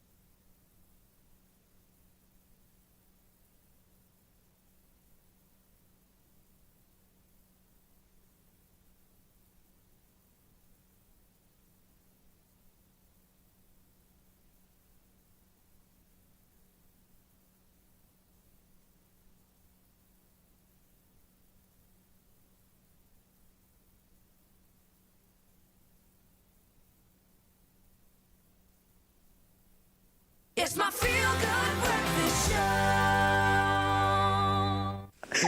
Welcome back to your Feel Good Breakfast Show. Expresso here at S3, and we're back in studio with Jules Harding and Tim Walsh from the popular and incredible group who I love so much and want to hug every day. Good luck. And it's the truth. And they also are the founders of Get Lucky Entertainment, which is a brand new, incredible venture that will allow so many weddings to be elevated, and the ante will be upped by Good Luck's expertise within every single performance that they've put on throughout their entire years of actually doing what they do best. So to celebrate the launch of Get Lucky Entertainment, there has been a competition running, and this is for somebody to win a wedding experience, a package, and that was valued at 100K, and the person who won that was Jodie Fenter. Jodie, if you just woke up and you saw Jodie, oh my God, Jodie! So, yeah, so Jodie just woke up now, and Jodie's like, oh my God, it happened. But there was also a runner-up prize. So please tell me a bit more about the runner-up prize, because you guys like the whole, you don't go away empty-handed. So what was it about? We couldn't just have one winner. You know, this competition, you have no idea how much it was shared on social media, people commenting, tagging their friends, it went crazy. So we thought we can't just give away one prize, we have to be able to give away two. Okay. So the runner prize, it's almost as awesome as the full prize. It's just a slightly smaller package with all of your DJ, all of your sound equipment, some lighting. It's valued at 25,000 Rand. Wow. So it's more of a basic package for a wedding. And we're giving it away to one of the lucky winners. Okay, are we doing this again? Round two. Tim, it's round two. I'm ready for this. Okay, we're standing by. Shaky shake. There you go. Yes. Are you picking? No, I'm going to give it to Captain Can we, Paul. can we do a drum roll? Let's go, drum roll. Yes, there we go. Let's do this. Oh, this is exciting. I'm nervous again. Oh, it's the sweaty hands. The runner-up in the Get Lucky Entertainment competition here in your Feel Good Breakfast Show is Jamie van Vuuren! I'm so happy. Yes, Jamie! She was amazing. She was incredible. She shared it so many times. Really? I'm so glad. I've seen that name before. Yeah, we've seen that name before. Well done. Oh, that's fantastic. A 25,000 Rand package from Get Lucky Entertainment is a dream. So well done, Jodie Fenter. Well done, Jamie van Vuuren. And also well done, Get Lucky Entertainment, for taking the wedding industry to new heights, as you guys know how. Thank you very much. That's incredible. Thank you so much. Thank you so much to Expresso, to you guys for hosting us. And thank you so much to Shen for being amazing. Yes, Shen is amazing. In fact, he's so amazing, he's about to do something for us now. I mean, who really does a Bob Marley, James Brown jamming? Who does that? Shen FM does.